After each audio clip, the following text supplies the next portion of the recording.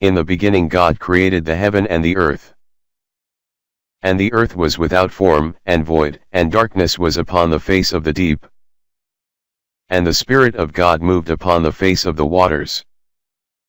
And God said, Let there be light, and there was light. And God saw the light, that it was good, and God divided the light from the darkness. And God called the light day, and the darkness he called night. And the evening and the morning were the first day. And God said, Let there be a firmament in the midst of the waters, and let it divide the waters from the waters. And God made the firmament, and divided the waters which were under the firmament from the waters which were above the firmament, and it was so. And God called the firmament heaven. And the evening and the morning were the second day. And God said, Let the waters under the heaven be gathered together unto one place, and let the dry land appear, and it was so. And God called the dry land earth, and the gathering together of the waters called he seas, and God saw that it was good. And God said, Let the earth bring forth grass, the herb yielding seed, and the fruit tree yielding fruit after his kind, whose seed is in itself, upon the earth, and it was so.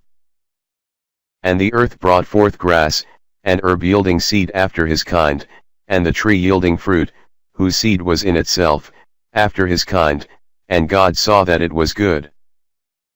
And the evening and the morning were the third day. And God said, Let there be lights in the firmament of the heaven to divide the day from the night, and let them be for signs, and for seasons, and for days, and years. And let them be for lights in the firmament of the heaven to give light upon the earth, and it was so. And God made two great lights, the greater light to rule the day, and the lesser light to rule the night. He made the stars also. And God set them in the firmament of the heaven to give light upon the earth, and to rule over the day and over the night, and to divide the light from the darkness, and God saw that it was good. And the evening and the morning were the fourth day. And God said, Let the waters bring forth abundantly the moving creature that hath life, and fowl that may fly above the earth in the open firmament of heaven. And God created great whales, and every living creature that moveth, which the waters brought forth abundantly, after their kind, and every winged fowl after his kind, and God saw that it was good. And God blessed them, saying, Be fruitful, and multiply, and fill the waters in the seas, and let fowl multiply in the earth. And the evening and the morning were the fifth day. And God said, Let the earth bring forth the living creature after his kind, cattle, and creeping thing, and beast of the earth after his kind, and it was so. And God made the beast of the earth after his kind, and cattle after their kind, and everything that creepeth upon the earth after his kind, and God saw that it was good. And God said, Let us make man in our image, after our likeness. And let them have dominion over the fish of the sea, and over the fowl of the air, and over the cattle, and over all the earth, and over every creeping thing that creepeth upon the earth. So God created man in his own image, in the image of God created he him, male and female created he them. And God blessed them, and God said unto them, Be fruitful, and multiply, and replenish the earth, and subdue it, and have dominion over the fish of the sea, and over the fowl of the air, and over every living thing that moveth upon the earth. And God said, Behold, I have given you every herb-bearing seed, which is upon the face of all the earth, and every tree, in the which is the fruit of a tree yielding seed. To you it shall be for meat. And to every beast of the earth, and to every fowl of the air, and to everything that creepeth upon the earth, wherein there is life, I have given every green herb for meat, and it was so. And God saw everything that he had made, and, behold, it was very good. And the evening and the morning were the sixth day. Thus the heavens and the earth were finished, and all the host of them. And on the seventh day God ended his work which he had made, and he rested on the seventh day from all his work which he had made. And God blessed the seventh day, and sanctified it, because that in it he had rested from all his work which God created and made. These are the generations of the heavens and of the earth when they were created, in the day that the Lord God made the earth and the heavens. And every plant of the field before it was in the earth, and every herb of the field before it grew. For the Lord God had not caused it to rain upon the earth, and there was not a man to till the ground. But there went up a mist from the earth, and watered the whole face of the ground. And the Lord God formed man of the dust of the ground, and breathed into his nostrils the breath of life, and man became a living soul. And the Lord God planted a garden eastward in Eden, and there he put the man whom he had formed. And out of the ground made the Lord God to grow every tree that is pleasant to the sight, and good for food. The tree of life also in the midst of the garden, and the tree of knowledge of good and evil. And a river went out of Eden to water the garden, and from thence it was parted, and became into four heads. The name of the first is Pison, that is it which compasseth the whole land of Havilah, where there is gold. And the gold of that land is good, there is bdellium and the onyx stone. And the name of the second river is Gihon, the same is it that compasseth the whole land of Ethiopia. And the name of the third river is Hiddekel, that is it which goeth toward the east of Assyria. And the fourth river is Euphrates. And the Lord God took the man, and put him into the garden of Eden to dress it and to keep it. And the Lord God commanded the man, saying, Of every tree of the garden thou mayest freely eat. But of the tree of the knowledge of good and evil, thou shalt not eat of it, for in the day that thou eatest thereof thou shalt surely die. And the Lord God said, It is not good that the man should be alone, I will make him an helpmeet for him. And out of the ground the Lord God formed every beast of the field, and every fowl of the air, and brought them unto Adam to see what he would call them, and whatsoever Adam called every living creature, that was the name thereof. And Adam gave names to all cattle, and to the fowl of the air, and to every beast of the field, but for Adam there was not found an helpmeet for him. And the Lord God caused a deep sleep to fall upon Adam, and he slept, and he took one of his ribs, and closed up the flesh instead thereof. And the rib, which the Lord God had taken from man, made he a woman, and brought her unto the man. And Adam said, This is now bone of my bones, and flesh of my flesh, she shall be called woman, because she was taken out of man. Therefore shall a man leave his father and his mother, and shall cleave unto his wife, and they shall be one flesh. And they were both naked, the man and his wife, and were not ashamed.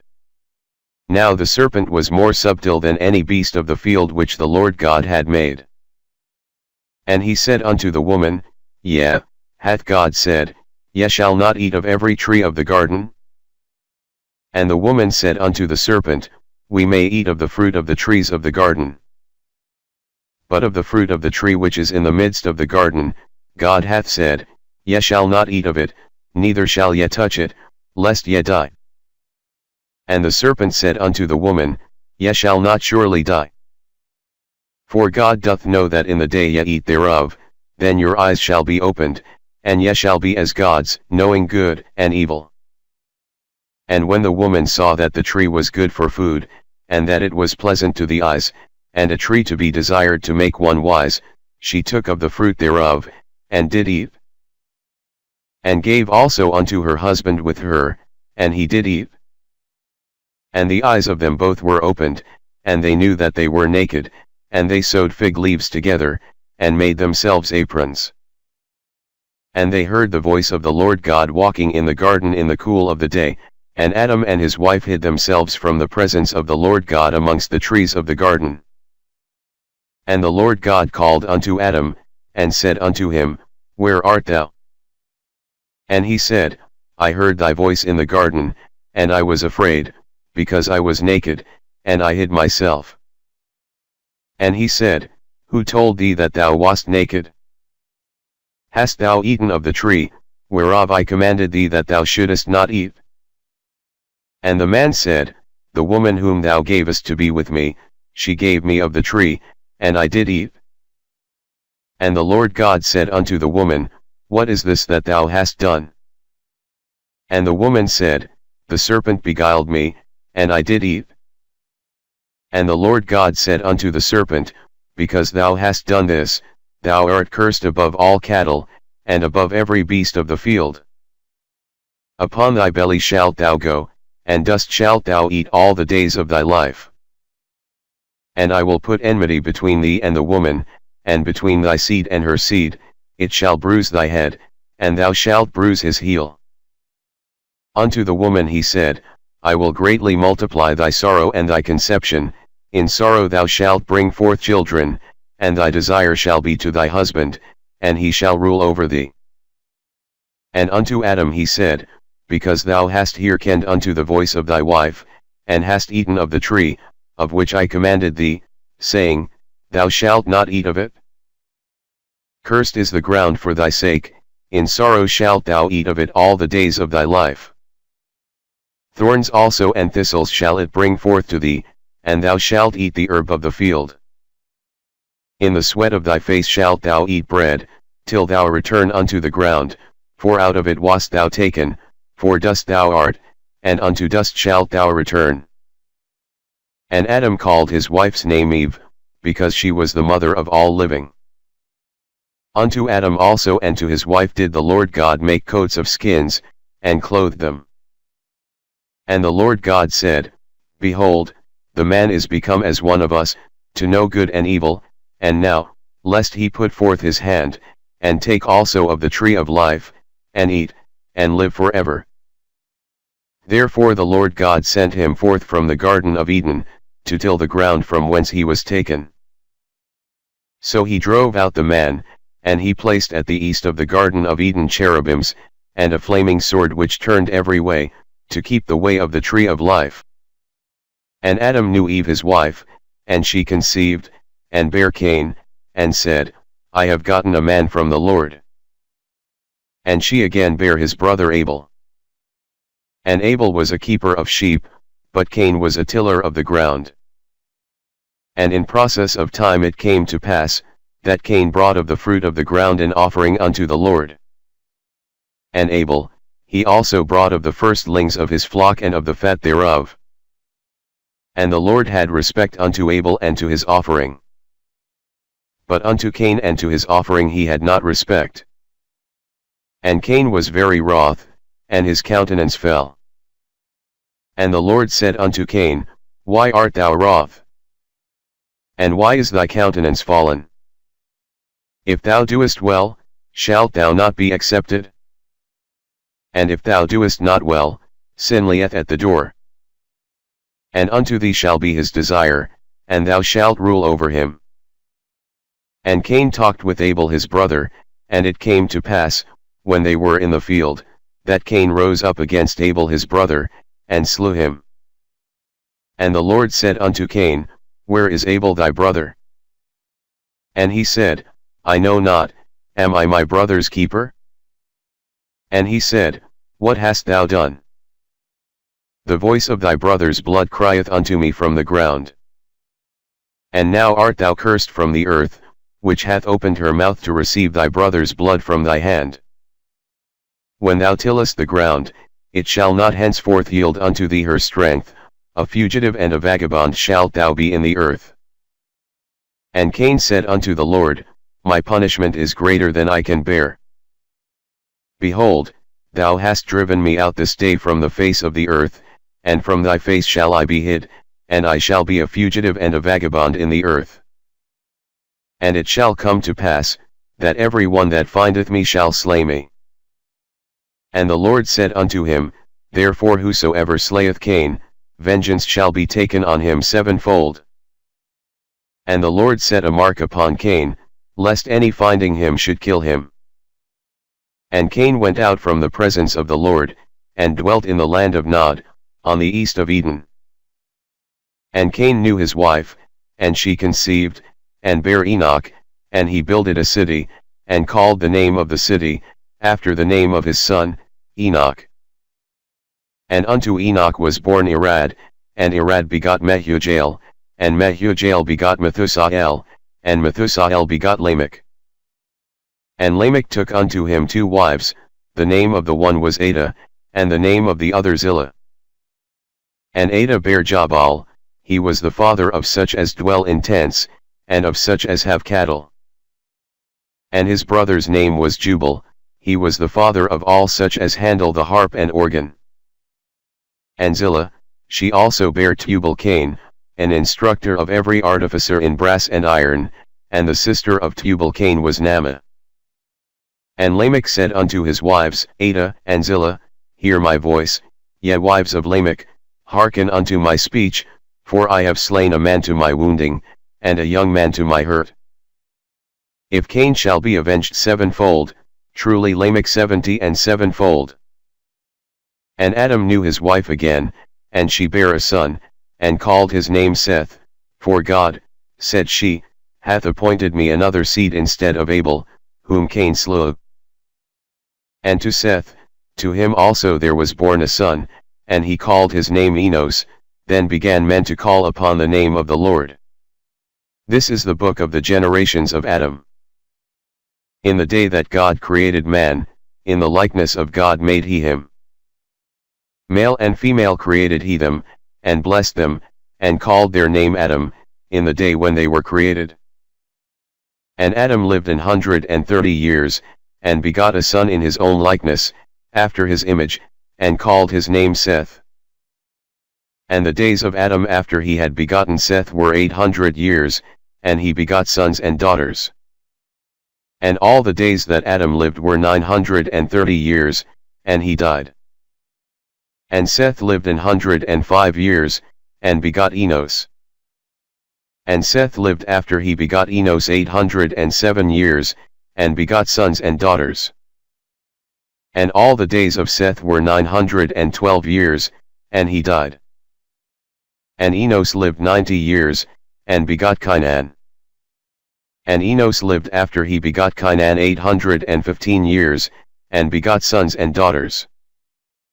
And all the days of Enos were 905 years, and he died. And Cainan lived 70 years, and begot Mahalaleel. And Cainan lived after he begot Mahalaleel 840 years, and begot sons and daughters. And all the days of Cainan were 910 years, and he died. And Mahalaleel lived 65 years, and begot Jared. And Mahalaleel lived after he begot Jared 830 years, and begot sons and daughters. And all the days of Mahalaleel were 895 years, and he died. And Jared lived 162 years, and he begot Enoch. And Jared lived after he begot Enoch 800 years, and begot sons and daughters. And all the days of Jared were 962 years, and he died. And Enoch lived 65 years, and begot Methuselah. And Enoch walked with God after he begot Methuselah 300 years, and begot sons and daughters. And all the days of Enoch were 365 years. And Enoch walked with God, and he was not, for God took him. And Methuselah lived 187 years, and begot Lamech. And Methuselah lived after he begot Lamech 782 years, and begot sons and daughters. And all the days of Methuselah were 969 years, and he died. And Lamech lived 182 years, and begot a son. And he called his name Noah, saying, This same shall comfort us concerning our work and toil of our hands, because of the ground which the Lord hath cursed. And Lamech lived after he begot Noah 595 years, and begot sons and daughters. And all the days of Lamech were 777 years, and he died. And Noah was 500 years old, and Noah begot Shem, Ham, and Japheth. And it came to pass, when men began to multiply on the face of the earth, and daughters were born unto them.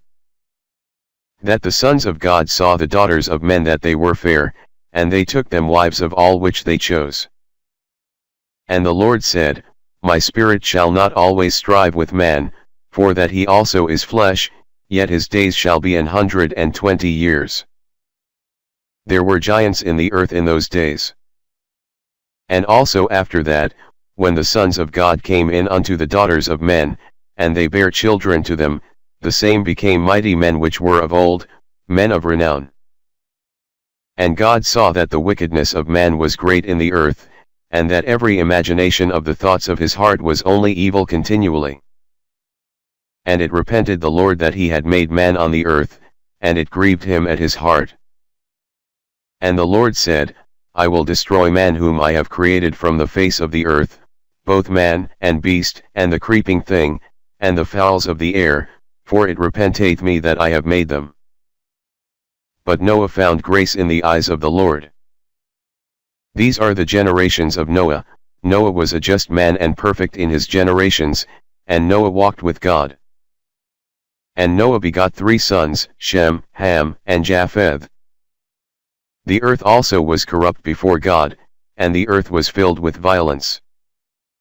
And God looked upon the earth, and, behold, it was corrupt, for all flesh had corrupted his way upon the earth. And God said unto Noah, The end of all flesh is come before me, for the earth is filled with violence through them, and, behold, I will destroy them with the earth. Make thee an ark of gopher wood, rooms shalt thou make in the ark, and shalt pitch it within and without with pitch. And this is the fashion which thou shalt make it of: the length of the ark shall be 300 cubits, the breadth of it 50 cubits, and the height of it 30 cubits. A window shalt thou make to the ark, and in a cubit shalt thou finish it above, and the door of the ark shalt thou set in the side thereof, with lower, second, and third stories shalt thou make it. And, behold, I, even I, do bring a flood of waters upon the earth, to destroy all flesh, wherein is the breath of life, from under heaven, and everything that is in the earth shall die. But with thee will I establish my covenant, and thou shalt come into the ark, thou, and thy sons, and thy wife, and thy sons' wives with thee. And of every living thing of all flesh, 2 of every sort shalt thou bring into the ark, to keep them alive with thee, they shall be male and female. Of fowls after their kind, and of cattle after their kind, of every creeping thing of the earth after his kind, 2 of every sort shall come unto thee, to keep them alive. And take thou unto thee of all food that is eaten, and thou shalt gather it to thee, and it shall be for food for thee, and for them. Thus did Noah, according to all that God commanded him, so did he. And the Lord said unto Noah, Come thou and all thy house into the ark, for thee have I seen righteous before me in this generation. Of every clean beast thou shalt take to thee by 7s, the male and his female, and of beasts that are not clean by 2, the male and his female. Of fowls also of the air by 7s, the male and the female, to keep seed alive upon the face of all the earth. For yet 7 days, and I will cause it to rain upon the earth 40 days and 40 nights, and every living substance that I have made will I destroy from off the face of the earth. And Noah did according unto all that the Lord commanded him. And Noah was 600 years old when the flood of waters was upon the earth. And Noah went in, and his sons, and his wife, and his sons' wives with him, into the ark, because of the waters of the flood. Of clean beasts, and of beasts that are not clean, and of fowls, and of everything that creepeth upon the earth. There went in 2 and 2 unto Noah into the ark, the male and the female, as God had commanded Noah. And it came to pass after 7 days, that the waters of the flood were upon the earth. In the 600th year of Noah's life, in the 2nd month, the 17th day of the month, the same day were all the fountains of the great deep broken up. And the windows of heaven were opened. And the rain was upon the earth 40 days and 40 nights. In the selfsame day entered Noah, and Shem, and Ham, and Japheth, the sons of Noah, and Noah's wife, and the 3 wives of his sons with them, into the ark. They, and every beast after his kind, and all the cattle after their kind, and every creeping thing that creepeth upon the earth after his kind, and every fowl after his kind, every bird of every sort. And they went in unto Noah into the ark, 2 and 2 of all flesh, wherein is the breath of life. And they that went in male and female of all flesh, as God had commanded him, and the Lord shut him in. And the flood was 40 days upon the earth, and the waters increased, and bare up the ark, and it was lift up above the earth. And the waters prevailed, and were increased greatly upon the earth, and the ark went upon the face of the waters. And the waters prevailed exceedingly upon the earth, and all the high hills, that were under the whole heaven, were covered. 15 cubits upward did the waters prevail, and the mountains were covered. And all flesh died that moved upon the earth, both of fowl, and of cattle, and of beast, and of every creeping thing that creepeth upon the earth, and every man, all in whose nostrils was the breath of life, of all that was in the dry land, died. And every living substance was destroyed which was upon the face of the ground, both man, and cattle, and the creeping things, and the fowl of the heaven. And they were destroyed from the earth, and Noah only remained alive, and they that were with him in the ark. And the waters prevailed upon the earth 150 days. And God remembered Noah, and every living thing, and all the cattle that was with him in the ark, and God made a wind to pass over the earth, and the waters assuaged. The fountains also of the deep and the windows of heaven were stopped, and the rain from heaven was restrained. And the waters returned from off the earth continually, and after the end of the 150 days the waters were abated. And the ark rested in the 7th month, on the 17th day of the month, upon the mountains of Ararat.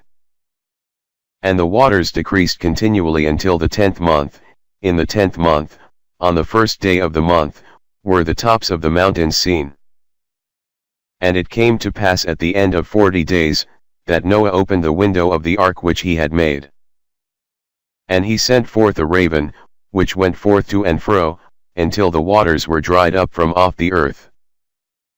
Also he sent forth a dove from him, to see if the waters were abated from off the face of the ground. But the dove found no rest for the sole of her foot, and she returned unto him into the ark, for the waters were on the face of the whole earth. Then he put forth his hand, and took her, and pulled her in unto him into the ark. And he stayed yet other 7 days, and again he sent forth the dove out of the ark. And the dove came in to him in the evening, and, lo, in her mouth was an olive leaf plucked off, so Noah knew that the waters were abated from off the earth. And he stayed yet other 7 days, and sent forth the dove, which returned not again unto him any more. And it came to pass in the 601st year, in the 1st month, the 1st day of the month, the waters were dried up from off the earth. And Noah removed the covering of the ark, and looked, and, behold, the face of the ground was dry. And in the 2nd month, on the 27th day of the month, was the earth dried. And God spake unto Noah, saying, Go forth of the ark, thou, and thy wife, and thy sons wives with thee. Bring forth with thee every living thing that is with thee, of all flesh, both of fowl, and of cattle, and of every creeping thing that creepeth upon the earth, that they may breed abundantly in the earth, and be fruitful, and multiply upon the earth. And Noah went forth, and his sons, and his wife, and his sons' wives with him. Every beast, every creeping thing, and every fowl, and whatsoever creepeth upon the earth, after their kinds, went forth out of the ark. And Noah builded an altar unto the Lord, and took of every clean beast, and of every clean fowl, and offered burnt offerings on the altar. And the Lord smelled a sweet savor, and the Lord said in his heart, I will not again curse the ground any more for man's sake, for the imagination of man's heart is evil from his youth. Neither will I again smite any more everything living, as I have done. While the earth remaineth, seed time and harvest, and cold and heat, and summer and winter, and day and night shall not cease. And God blessed Noah and his sons, and said unto them, Be fruitful, and multiply, and replenish the earth. And the fear of you and the dread of you shall be upon every beast of the earth, and upon every fowl of the air, upon all that moveth upon the earth, and upon all the fishes of the sea. Into your hand are they delivered. Every moving thing that liveth shall be meat for you, even as the green herb have I given you all things. But flesh with the life thereof, which is the blood thereof, shall ye not eat. And surely your blood of your lives will I require, at the hand of every beast will I require it, and at the hand of man, at the hand of every man's brother will I require the life of man. Whoso sheddeth man's blood, by man shall his blood be shed, for in the image of God made he man. And you, be ye fruitful, and multiply, bring forth abundantly in the earth, and multiply therein. And God spake unto Noah, and to his sons with him, saying, And I, behold, I establish my covenant with you, and with your seed after you. And with every living creature that is with you, of the fowl, of the cattle, and of every beast of the earth with you, from all that go out of the ark, to every beast of the earth. And I will establish my covenant with you, neither shall all flesh be cut off any more by the waters of a flood, neither shall there any more be a flood to destroy the earth. And God said, This is the token of the covenant which I make between me and you and every living creature that is with you, for perpetual generations. I do set my bow in the cloud, and it shall be for a token of a covenant between me and the earth. And it shall come to pass, when I bring a cloud over the earth, that the bow shall be seen in the cloud. And I will remember my covenant, which is between me and you and every living creature of all flesh, and the waters shall no more become a flood to destroy all flesh. And the bow shall be in the cloud, and I will look upon it, that I may remember the everlasting covenant between God and every living creature of all flesh that is upon the earth. And God said unto Noah, This is the token of the covenant, which I have established between me and all flesh that is upon the earth. And the sons of Noah, that went forth of the ark, were Shem, and Ham, and Japheth, and Ham is the father of Canaan. These are the three sons of Noah, and of them was the whole earth overspread. And Noah began to be an husbandman, and he planted a vineyard. And he drank of the wine, and was drunken, and he was uncovered within his tent. And Ham, the father of Canaan, saw the nakedness of his father, and told his two brethren without. And Shem and Japheth took a garment, and laid it upon both their shoulders, and went backward, and covered the nakedness of their father. And their faces were backward, and they saw not their father's nakedness. And Noah awoke from his wine, and knew what his younger son had done unto him. And he said, Cursed be Canaan, a servant of servants shall he be unto his brethren. And he said, Blessed be the Lord God of Shem, and Canaan shall be his servant. God shall enlarge Japheth, and he shall dwell in the tents of Shem, and Canaan shall be his servant. And Noah lived after the flood 350 years. And all the days of Noah were 950 years, and he died. Now these are the generations of the sons of Noah, Shem, Ham, and Japheth, and unto them were sons born after the flood. The sons of Japheth, Gomer, and Magog, and Madai, and Javan, and Tubal, and Meshech, and Tiras. And the sons of Gomer, Ashkenaz, and Rephath, and Togarmah. And the sons of Javan, Elisha, and Tarshish, Kittim, and Dodanim. By these were the isles of the Gentiles divided in their lands, every one after his tongue, after their families, in their nations. And the sons of Ham, Cush, and Mizraim, and Phut, and Canaan. And the sons of Cush, Seba, and Havilah, and Sapta, and Ramah, and Sapcha, and the sons of Ramah, Sheba, and Dedan. And Cush begot Nimrod, he began to be a mighty one in the earth. He was a mighty hunter before the Lord, wherefore it is said, even as Nimrod the mighty hunter before the Lord. And the beginning of his kingdom was Babel, and Erech, and Akkad, and Calneh, in the land of Shinar. Out of that land went forth Asshur, and builded Nineveh, and the city Rehoboth, and Calah. And Resen between Nineveh and Calah, the same is a great city. And Mizraim begot Ludim, and Anamim, and Lehabim, and Naphtuhim, and Pathruzim, and Casluhim, out of whom came Philistim, and Caphtorim.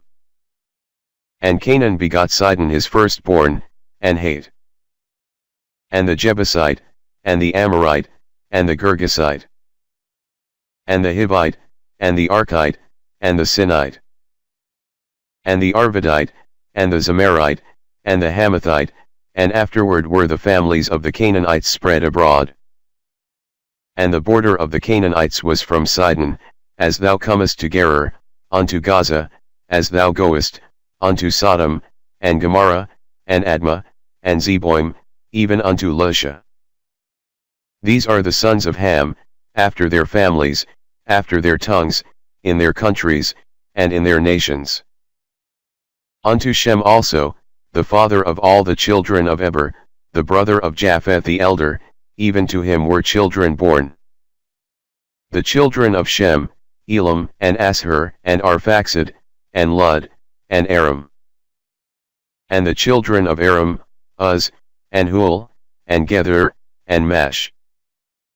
And Arphaxad begot Salah, and Salah begot Eber. And unto Eber were born 2 sons, the name of one was Peleg, for in his days was the earth divided, and his brother's name was Joktan. And Joktan begot Almodad, and Chaleph, and Hazarmaveth, and Jerah, and Hadoram, and Uzal, and Diklah, and Obal, and Abimael, and Sheba, and Ophir, and Havilah, and Jobab, all these were the sons of Joktan. And their dwelling was from Mesha, as thou goest unto Sephara mount of the east. These are the sons of Shem, after their families, after their tongues, in their lands, after their nations. These are the families of the sons of Noah, after their generations, in their nations, and by these were the nations divided in the earth after the flood. And the whole earth was of one language, and of one speech. And it came to pass, as they journeyed from the east, that they found a plain in the land of Shinar, and they dwelt there. And they said one to another, Go to, let us make brick, and burn them thoroughly. And they had brick for stone, and slime had they for mortar. And they said, Go to, let us build us a city and a tower, whose top may reach unto heaven, and let us make us a name, lest we be scattered abroad upon the face of the whole earth. And the Lord came down to see the city and the tower, which the children of men builded. And the Lord said, Behold, the people is one, and they have all one language, and this they begin to do, and now nothing will be restrained from them, which they have imagined to do. Go to, let us go down, and there confound their language, that they may not understand one another's speech. So the Lord scattered them abroad from thence upon the face of all the earth, and they left off to build the city. Therefore is the name of it called Babel, because the Lord did there confound the language of all the earth, and from thence did the Lord scatter them abroad upon the face of all the earth. These are the generations of Shem. Shem was 100 years old, and begot Arphaxad 2 years after the flood. And Shem lived after he begot Arphaxad 500 years, and begot sons and daughters. And Arphaxad lived 35 years, and begot Salah. And Arphaxad lived after he begot Salah 403 years, and begot sons and daughters. And Salah lived 30 years, and begot Eber. And Salah lived after he begot Eber 403 years, and begot sons and daughters. And Eber lived 34 years, and begot Peleg. And Eber lived after he begot Peleg 430 years, and begot sons and daughters. And Peleg lived 30 years, and begot Reu. And Peleg lived after he begot Reu 209 years, and begot sons and daughters. And Reu lived 32 years, and begot Serug. And Reu lived after he begot Serug 207 years, and begot sons and daughters. And Serug lived 30 years, and begot Nahor. And Serug lived after he begot Nahor 200 years, and begot sons and daughters. And Nahor lived 29 years, and begot Terah. And Nahor lived after he begot Terah 119 years, and begot sons and daughters. And Terah lived 70 years, and begot Abram, Nahor, and Haran. Now these are the generations of Terah. Terah begot Abram, Nahor, and Haran begot Lot. And Haran died before his father Terah in the land of his nativity, in Ur of the Chaldees. And Abram and Nahor took them wives. The name of Abram's wife was Sarai, and the name of Nahor's wife, Milcah, the daughter of Haran, the father of Milcah, and the father of Iscah. But Sarai was barren, she had no child. And Terah took Abram his son, and Lot the son of Haran his son's son, and Sarai his daughter-in-law, his son Abram's wife. And they went forth with them from Ur of the Chaldees, to go into the land of Canaan, and they came unto Haran, and dwelt there. And the days of Terah were 205 years, and Terah died in Haran. Now the Lord had said unto Abram, Get thee out of thy country, and from thy kindred, and from thy father's house, unto a land that I will shew thee. And I will make of thee a great nation, and I will bless thee, and make thy name great, and thou shalt be a blessing. And I will bless them that bless thee, and curse him that curseth thee, and in thee shall all families of the earth be blessed. So Abram departed, as the Lord had spoken unto him, and Lot went with him, and Abram was 75 years old when he departed out of Haran. And Abram took Sarai his wife, and Lot his brother's son, and all their substance that they had gathered, and the souls that they had gotten in Haran. And they went forth to go into the land of Canaan, and into the land of Canaan they came. And Abram passed through the land unto the place of Sichem, unto the plain of Moreh. And the Canaanite was then in the land. And the Lord appeared unto Abram, and said, Unto thy seed will I give this land, and there builded he an altar unto the Lord, who appeared unto him. And he removed from thence unto a mountain on the east of Bethel, and pitched his tent, having Bethel on the west, and Hai on the east. And there he builded an altar unto the Lord, and called upon the name of the Lord. And Abram journeyed, going on still toward the south. And there was a famine in the land, and Abram went down into Egypt to sojourn there, for the famine was grievous in the land. And it came to pass, when he was come near to enter into Egypt, that he said unto Sarai his wife, Behold now, I know that thou art a fair woman to look upon. Therefore it shall come to pass, when the Egyptians shall see thee, that they shall say, This is his wife, and they will kill me, but they will save thee alive. Say, I pray thee, thou art my sister, that it may be well with me for thy sake, and my soul shall live because of thee. And it came to pass, that, when Abram was come into Egypt, the Egyptians beheld the woman that she was very fair. The princes also of Pharaoh saw her, and commended her before Pharaoh, and the woman was taken into Pharaoh's house. And he entreated Abram well for her sake, and he had sheep, and oxen, and he asses, and menservants, and maidservants, and she asses, and camels. And the Lord plagued Pharaoh and his house with great plagues because of Sarai Abram's wife. And Pharaoh called Abram, and said, What is this that thou hast done unto me? Why didst thou not tell me that she was thy wife? Why saidst thou, she is my sister? So I might have taken her to me to wife. Now therefore behold thy wife, take her, and go thy way. And Pharaoh commanded his men concerning him, and they sent him away, and his wife, and all that he had. And Abram went up out of Egypt, he, and his wife, and all that he had, and Lot with him, into the south. And Abram was very rich in cattle, in silver, and in gold. And he went on his journeys from the south even to Bethel, unto the place where his tent had been at the beginning, between Bethel and Hai. Unto the place of the altar, which he had made there at the first, and there Abram called on the name of the Lord. And Lot also, which went with Abram, had flocks, and herds, and tents. And the land was not able to bear them, that they might dwell together, for their substance was great, so that they could not dwell together. And there was a strife between the herdmen of Abram's cattle and the herdmen of Lot's cattle, and the Canaanite and the Perizzite dwelled then in the land.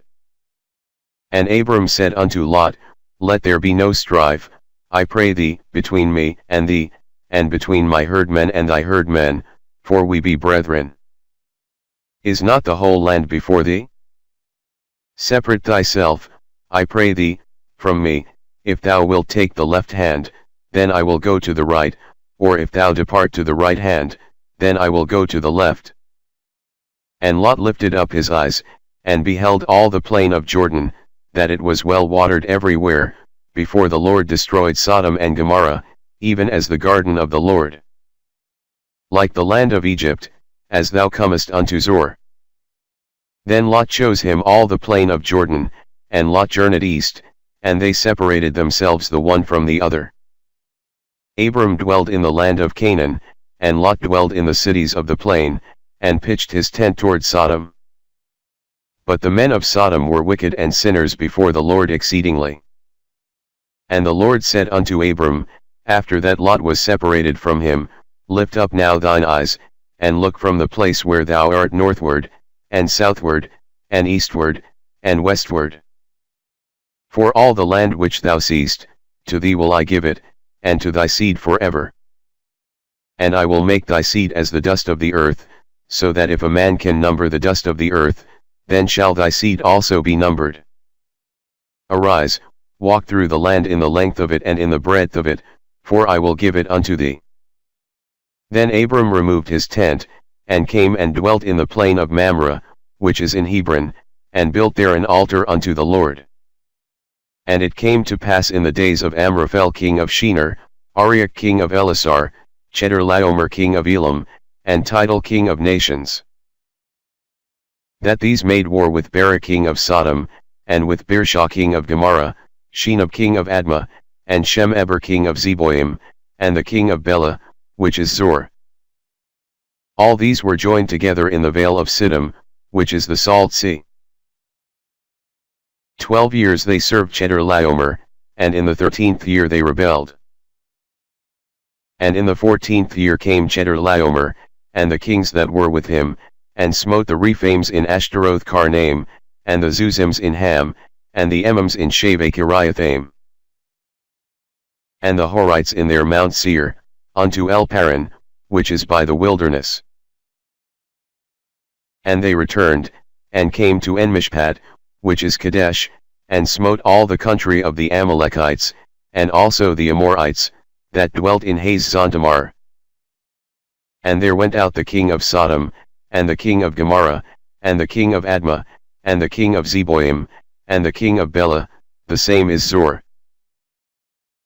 And they joined battle with them in the vale of Siddim, with Chedorlaomer the king of Elam, and with Tidal king of nations, and Amraphel king of Shinar, and Arioch king of Elasar, 4 kings with 5.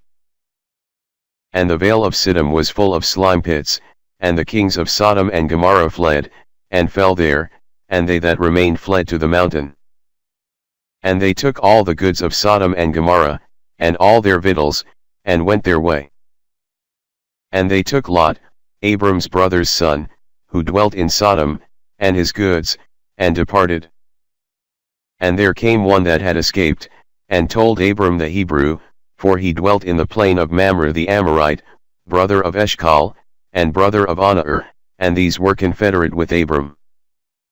And when Abram heard that his brother was taken captive, he armed his trained servants, born in his own house, 318, and pursued them unto Dan. And he divided himself against them, he and his servants, by night, and smote them, and pursued them unto Hobah, which is on the left hand of Damascus. And he brought back all the goods, and also brought again his brother Lot, and his goods, and the women also, and the people. And the king of Sodom went out to meet him after his return from the slaughter of Chedorlaomer, and of the kings that were with him, at the valley of Shaveh, which is the king's dale. And Melchizedek king of Salem brought forth bread and wine, and he was the priest of the Most High God. And he blessed him, and said, Blessed be Abram of the Most High God, possessor of heaven and earth. And blessed be the Most High God, which hath delivered thine enemies into thy hand. And he gave him tithes of all. And the king of Sodom said unto Abram, Give me the persons, and take the goods to thyself. And Abram said to the king of Sodom, I have lifted up mine hand unto the Lord, the Most High God, the possessor of heaven and earth, that I will not take from a thread even to a shulachet, and that I will not take anything that is thine, lest thou shouldest say, I have made Abram rich. Save only that which the young men have eaten, and the portion of the men which went with me, Aner, Eshcol, and Mamre, let them take their portion. After these things the word of the Lord came unto Abram in a vision, saying, Fear not, Abram, I am thy shield, and thy exceeding great reward. And Abram said, Lord God, what wilt thou give me, seeing I go childless, and the steward of my house is this Eliezer of Damascus? And Abram said, Behold, to me thou hast given no seed, and, lo, one born in my house is mine heir. And, behold, the word of the Lord came unto him, saying, This shall not be thine heir, but he that shall come forth out of thine own bowels shall be thine heir. And he brought him forth abroad, and said, Look now toward heaven, and tell the stars, if thou be able to number them, and he said unto him, So shall thy seed be.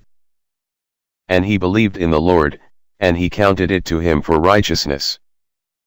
And he said unto him, I am the Lord that brought thee out of Ur of the Chaldees, to give thee this land to inherit it. And he said, Lord God, whereby shall I know that I shall inherit it? And he said unto him, Take me an heifer of 3 years old, and a she-goat of 3 years old, and a ram of 3 years old, and a turtle dove, and a young pigeon. And he took unto him all these, and divided them in the midst, and laid each piece one against another, but the birds divided he not. And when the fowls came down upon the carcasses, Abram drove them away. And when the sun was going down, a deep sleep fell upon Abram, and, lo, an horror of great darkness fell upon him. And he said unto Abram, Know of a surety that thy seed shall be a stranger in a land that is not theirs, and shall serve them, and they shall afflict them 400 years. And also that nation, whom they shall serve, will I judge, and afterward shall they come out with great substance. And thou shalt go to thy fathers in peace, thou shalt be buried in a good old age. But in the 4th generation they shall come hither again, for the iniquity of the Amorites is not yet full. And it came to pass, that, when the sun went down, and it was dark, behold a smoking furnace, and a burning lamp that passed between those pieces. In the same day the Lord made a covenant with Abram, saying, Unto thy seed have I given this land, from the river of Egypt unto the great river, the river Euphrates. The Kenites, and the Kenizzites, and the Cadmonites, and the Hittites, and the Perizzites, and the Rephaims, and the Amorites, and the Canaanites, and the Girgashites, and the Jebusites. Now Sarai Abram's wife bare him no children, and she had an handmaid, an Egyptian, whose name was Hagar. And Sarai said unto Abram, Behold now, the Lord hath restrained me from bearing, I pray thee, go in unto my maid, it may be that I may obtain children by her. And Abram hearkened to the voice of Sarai. And Sarai Abram's wife took Hagar her maid the Egyptian, after Abram had dwelt 10 years in the land of Canaan, and gave her to her husband Abram to be his wife. And he went in unto Hagar, and she conceived, and when she saw that she had conceived, her mistress was despised in her eyes. And Sarai said unto Abram, My wrong be upon thee, I have given my maid into thy bosom, and when she saw that she had conceived, I was despised in her eyes, the Lord judge between me and thee. But Abram said unto Sarai, Behold, thy maid is in thy hand, do to her as it pleaseth thee. And when Sarai dealt hardly with her, she fled from her face. And the angel of the Lord found her by a fountain of water in the wilderness, by the fountain in the way to Shur. And he said, Hagar, Sarai's maid, whence camest thou? And whither wilt thou go? And she said, I flee from the face of my mistress Sarai. And the angel of the Lord said unto her, Return to thy mistress, and submit thyself under her hands. And the angel of the Lord said unto her, I will multiply thy seed exceedingly, that it shall not be numbered for multitude. And the angel of the Lord said unto her, Behold, thou art with child, and shalt bear a son, and shalt call his name Ishmael, because the Lord hath heard thy affliction. And he will be a wild man, his hand will be against every man, and every man's hand against him, and he shall dwell in the presence of all his brethren. And she called the name of the Lord that spake unto her, Thou God seest me, for she said, Have I also here looked after him that seeth me? Wherefore the well was called Beer-lahai, behold, it is between Kadesh and Bered. And Hagar bare Abram a son, and Abram called his son's name, which Hagar bare, Ishmael. And Abram was 86 years old, when Hagar bare Ishmael to Abram. And when Abram was 90 years old and 9, the Lord appeared to Abram, and said unto him, I am the Almighty God, walk before me, and be thou perfect. And I will make my covenant between me and thee, and will multiply thee exceedingly. And Abram fell on his face, and God talked with him, saying, As for me, behold, my covenant is with thee, and thou shalt be a father of many nations. Neither shall thy name any more be called Abram, but thy name shall be Abraham, for a father of many nations have I made thee. And I will make thee exceeding fruitful, and I will make nations of thee, and kings shall come out of thee. And I will establish my covenant between me and thee and thy seed after thee in their generations for an everlasting covenant, to be a God unto thee, and to thy seed after thee. And I will give unto thee, and to thy seed after thee, the land wherein thou art a stranger, all the land of Canaan, for an everlasting possession, and I will be their God. And God said unto Abraham, Thou shalt keep my covenant therefore, thou, and thy seed after thee in their generations. This is my covenant, which ye shall keep, between me and you and thy seed after thee, every man-child among you shall be circumcised. And ye shall circumcise the flesh of your foreskin, and it shall be a token of the covenant betwixt me and you.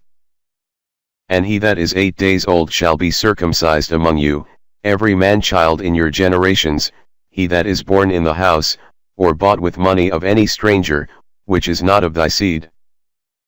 He that is born in thy house, and he that is bought with thy money, must needs be circumcised, and my covenant shall be in your flesh for an everlasting covenant.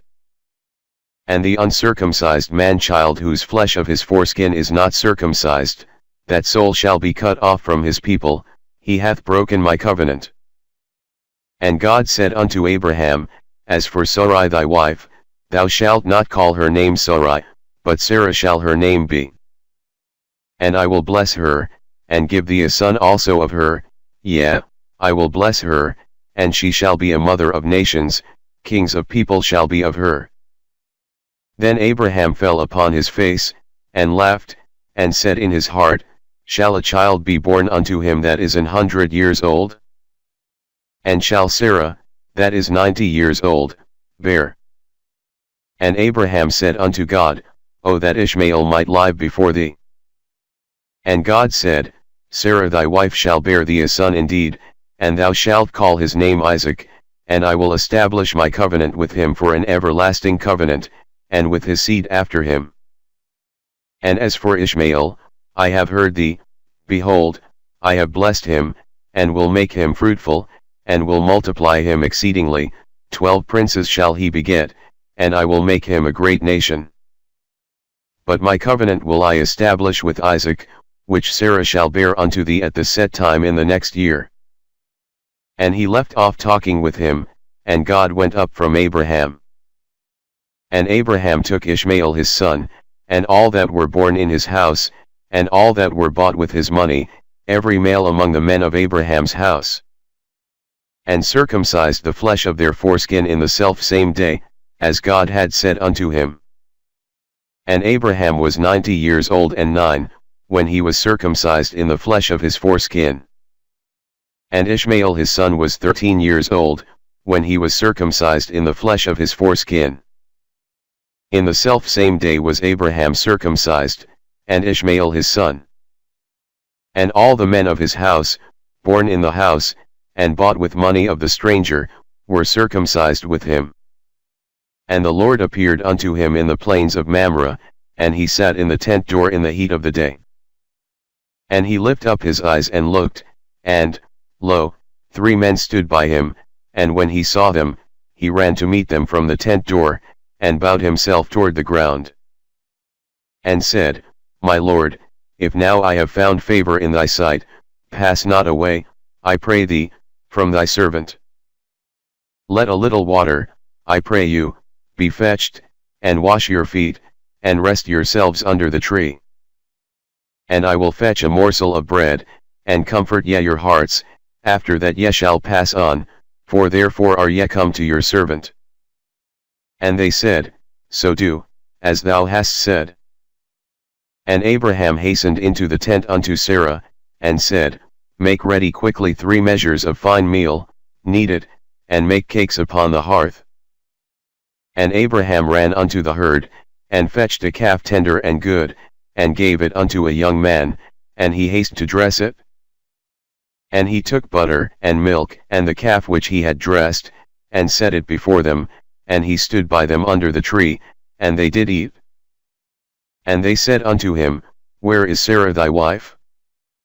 And he said, Behold, in the tent. And he said, I will certainly return unto thee according to the time of life, and, lo, Sarah thy wife shall have a son. And Sarah heard it in the tent door, which was behind him. Now Abraham and Sarah were old and well stricken in age, and it ceased to be with Sarah after the manner of women.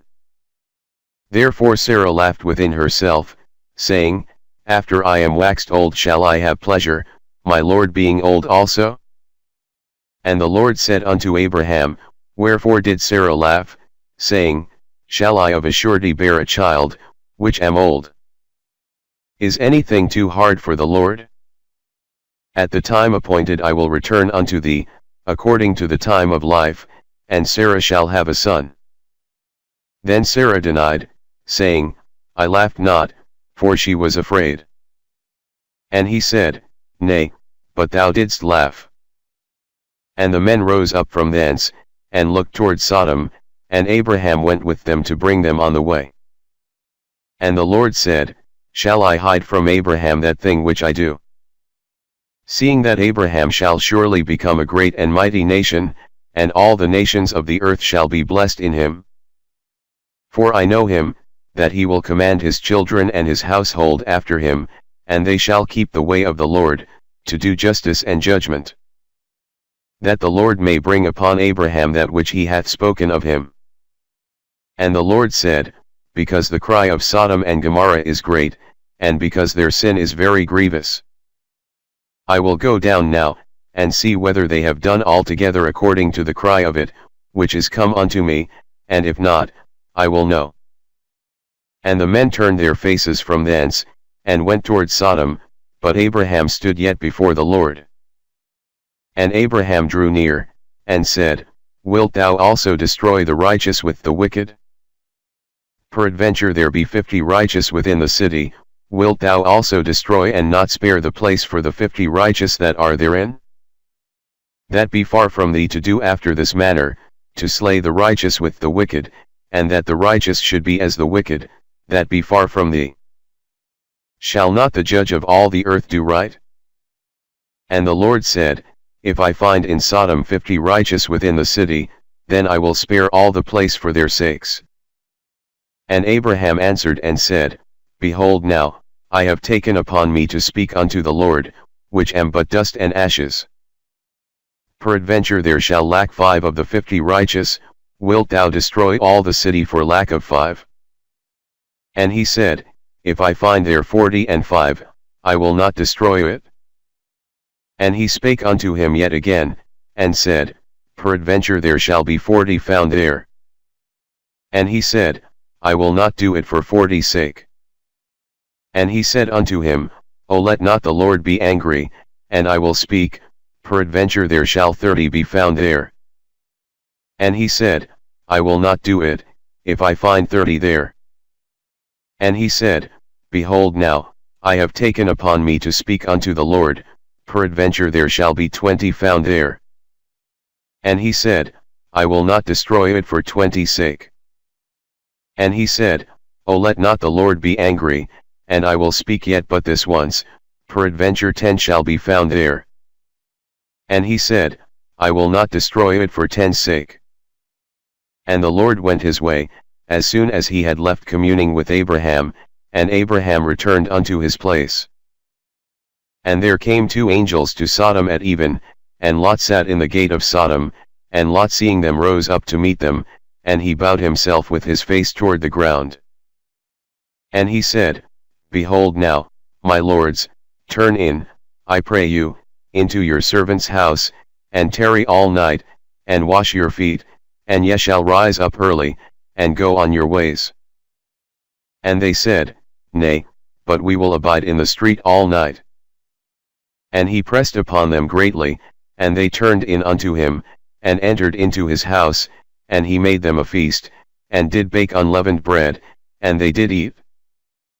But before they lay down, the men of the city, even the men of Sodom, compassed the house round, both old and young, all the people from every quarter.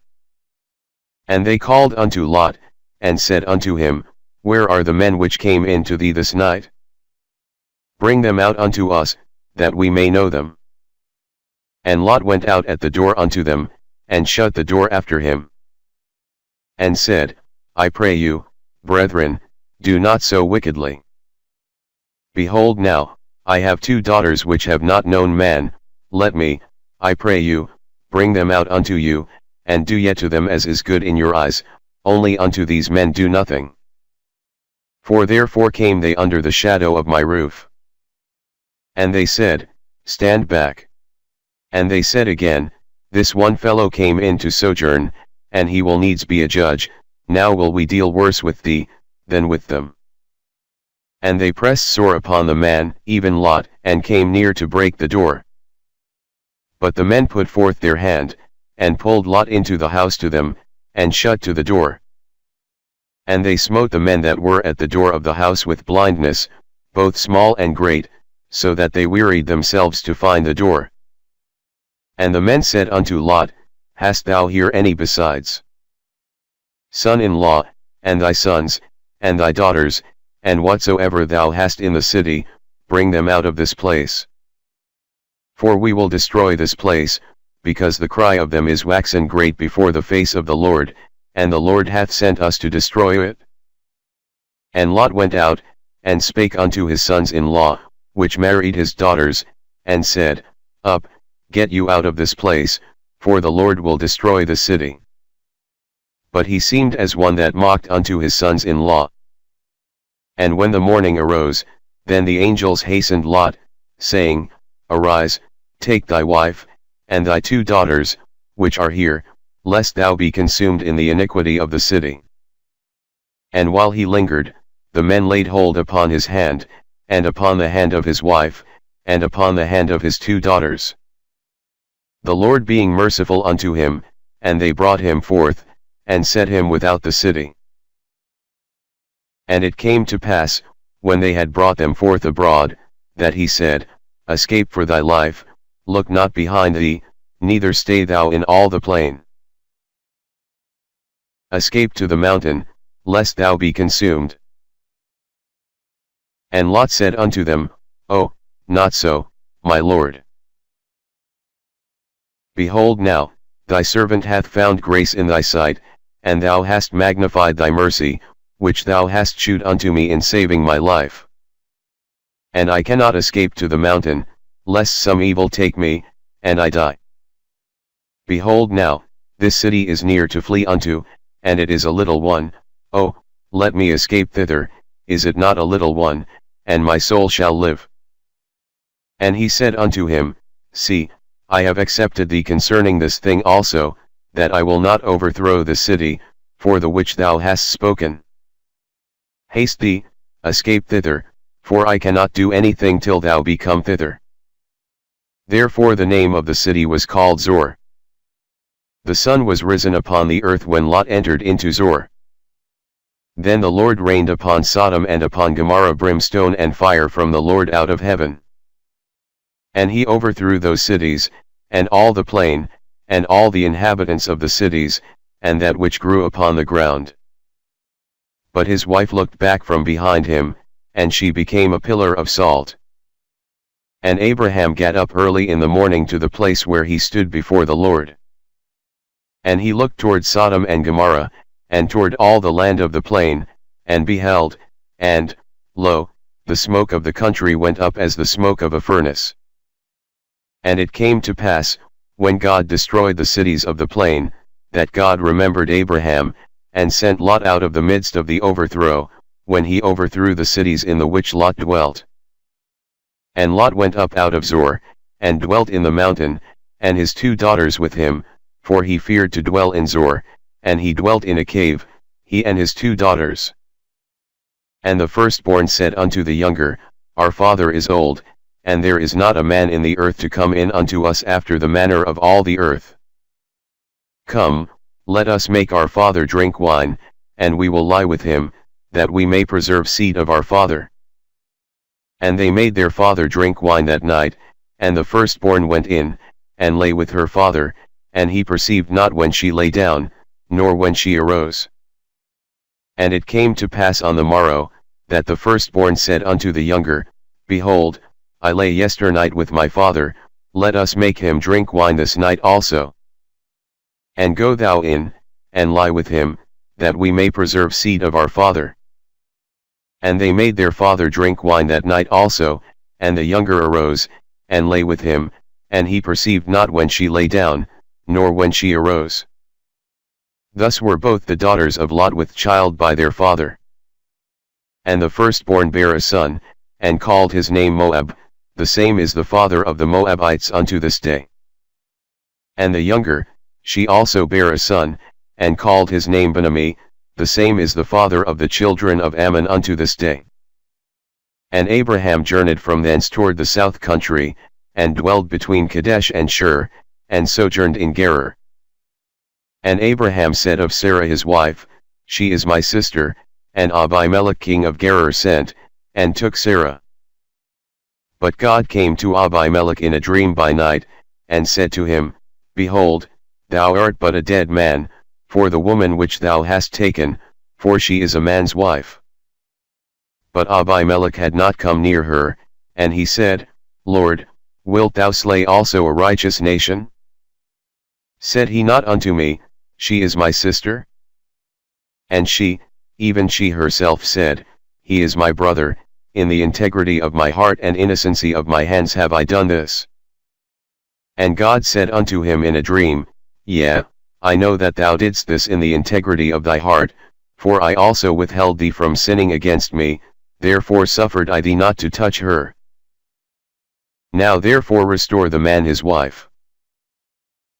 For he is a prophet, and he shall pray for thee, and thou shalt live, and if thou restore her not, know thou that thou shalt surely die, thou, and all that are thine. Therefore Abimelech rose early in the morning, and called all his servants, and told all these things in their ears, and the men were sore afraid. Then Abimelech called Abraham, and said unto him, What hast thou done unto us? And what have I offended thee, that thou hast brought on me and on my kingdom a great sin? Thou hast done deeds unto me that ought not to be done. And Abimelech said unto Abraham, What sawest thou, that thou hast done this thing? And Abraham said, Because I thought, surely the fear of God is not in this place, and they will slay me for my wife's sake. And yet indeed she is my sister, she is the daughter of my father, but not the daughter of my mother, and she became my wife. And it came to pass, when God caused me to wander from my father's house, that I said unto her, This is thy kindness which thou shalt shew unto me. At every place whither we shall come, say of me, He is my brother. And Abimelech took sheep, and oxen, and menservants, and women servants, and gave them unto Abraham, and restored him Sarah his wife. And Abimelech said, Behold, my land is before thee, dwell where it pleaseth thee. And unto Sarah he said, Behold, I have given thy brother 1,000 pieces of silver, behold, he is to thee a covering of the eyes, unto all that are with thee, and with all other. Thus she was reproved. So Abraham prayed unto God, and God healed Abimelech, and his wife, and his maidservants, and they bare children. For the Lord had fast closed up all the wombs of the house of Abimelech, because of Sarah Abraham's wife. And the Lord visited Sarah as he had said, and the Lord did unto Sarah as he had spoken. For Sarah conceived, and bare Abraham a son in his old age, at the set time of which God had spoken to him. And Abraham called the name of his son that was born unto him, whom Sarah bare to him, Isaac. And Abraham circumcised his son Isaac being 8 days old, as God had commanded him. And Abraham was 100 years old, when his son Isaac was born unto him. And Sarah said, God hath made me to laugh, so that all that hear will laugh with me. And she said, Who would have said unto Abraham, that Sarah should have given children suck? For I have borne him a son in his old age. And the child grew, and was weaned, and Abraham made a great feast the same day that Isaac was weaned. And Sarah saw the son of Hagar the Egyptian, which she had borne unto Abraham, mocking. Wherefore she said unto Abraham, Cast out this bondwoman and her son, for the son of this bondwoman shall not be heir with my son, even with Isaac. And the thing was very grievous in Abraham's sight because of his son. And God said unto Abraham, Let it not be grievous in thy sight because of the lad, and because of thy bondwoman, in all that Sarah hath said unto thee, hearken unto her voice. For in Isaac shall thy seed be called. And also of the son of the bondwoman will I make a nation, because he is thy seed. And Abraham rose up early in the morning, and took bread, and a bottle of water, and gave it unto Hagar, putting it on her shoulder, and the child, and sent her away. And she departed, and wandered in the wilderness of Beersheba. And the water was spent in the bottle, and she cast the child under one of the shrubs. And she went, and sat her down over against him a good way off, as it were a bowshot, for she said, Let me not see the death of the child. And she sat over against him, and lifted up her voice, and wept. And God heard the voice of the lad, and the angel of God called to Hagar out of heaven, and said unto her, What aileth thee, Hagar? Fear not, for God hath heard the voice of the lad where he is. Arise, lift up the lad, and hold him in thine hand, for I will make him a great nation. And God opened her eyes, and she saw a well of water, and she went, and filled the bottle with water, and gave the lad drink. And God was with the lad, and he grew, and dwelt in the wilderness, and became an archer. And he dwelt in the wilderness of Paran, and his mother took him a wife out of the land of Egypt. And it came to pass at that time, that Abimelech and Phicol the chief captain of his host spake unto Abraham, saying, God is with thee in all that thou doest. Now therefore swear unto me here by God that thou wilt not deal falsely with me, nor with my son, nor with my son's son. But according to the kindness that I have done unto thee, thou shalt do unto me, and to the land wherein thou hast sojourned. And Abraham said, I will swear. And Abraham reproved Abimelech because of a well of water, which Abimelech's servants had violently taken away. And Abimelech said, I wot not who hath done this thing, neither didst thou tell me, neither yet heard I of it, but today. And Abraham took sheep and oxen, and gave them unto Abimelech, and both of them made a covenant. And Abraham set 7 ewe lambs of the flock by themselves. And Abimelech said unto Abraham, What mean these 7 ewe lambs which thou hast set by themselves? And he said, For these 7 ewe lambs shalt thou take of my hand, that they may be a witness unto me, that I have digged this well.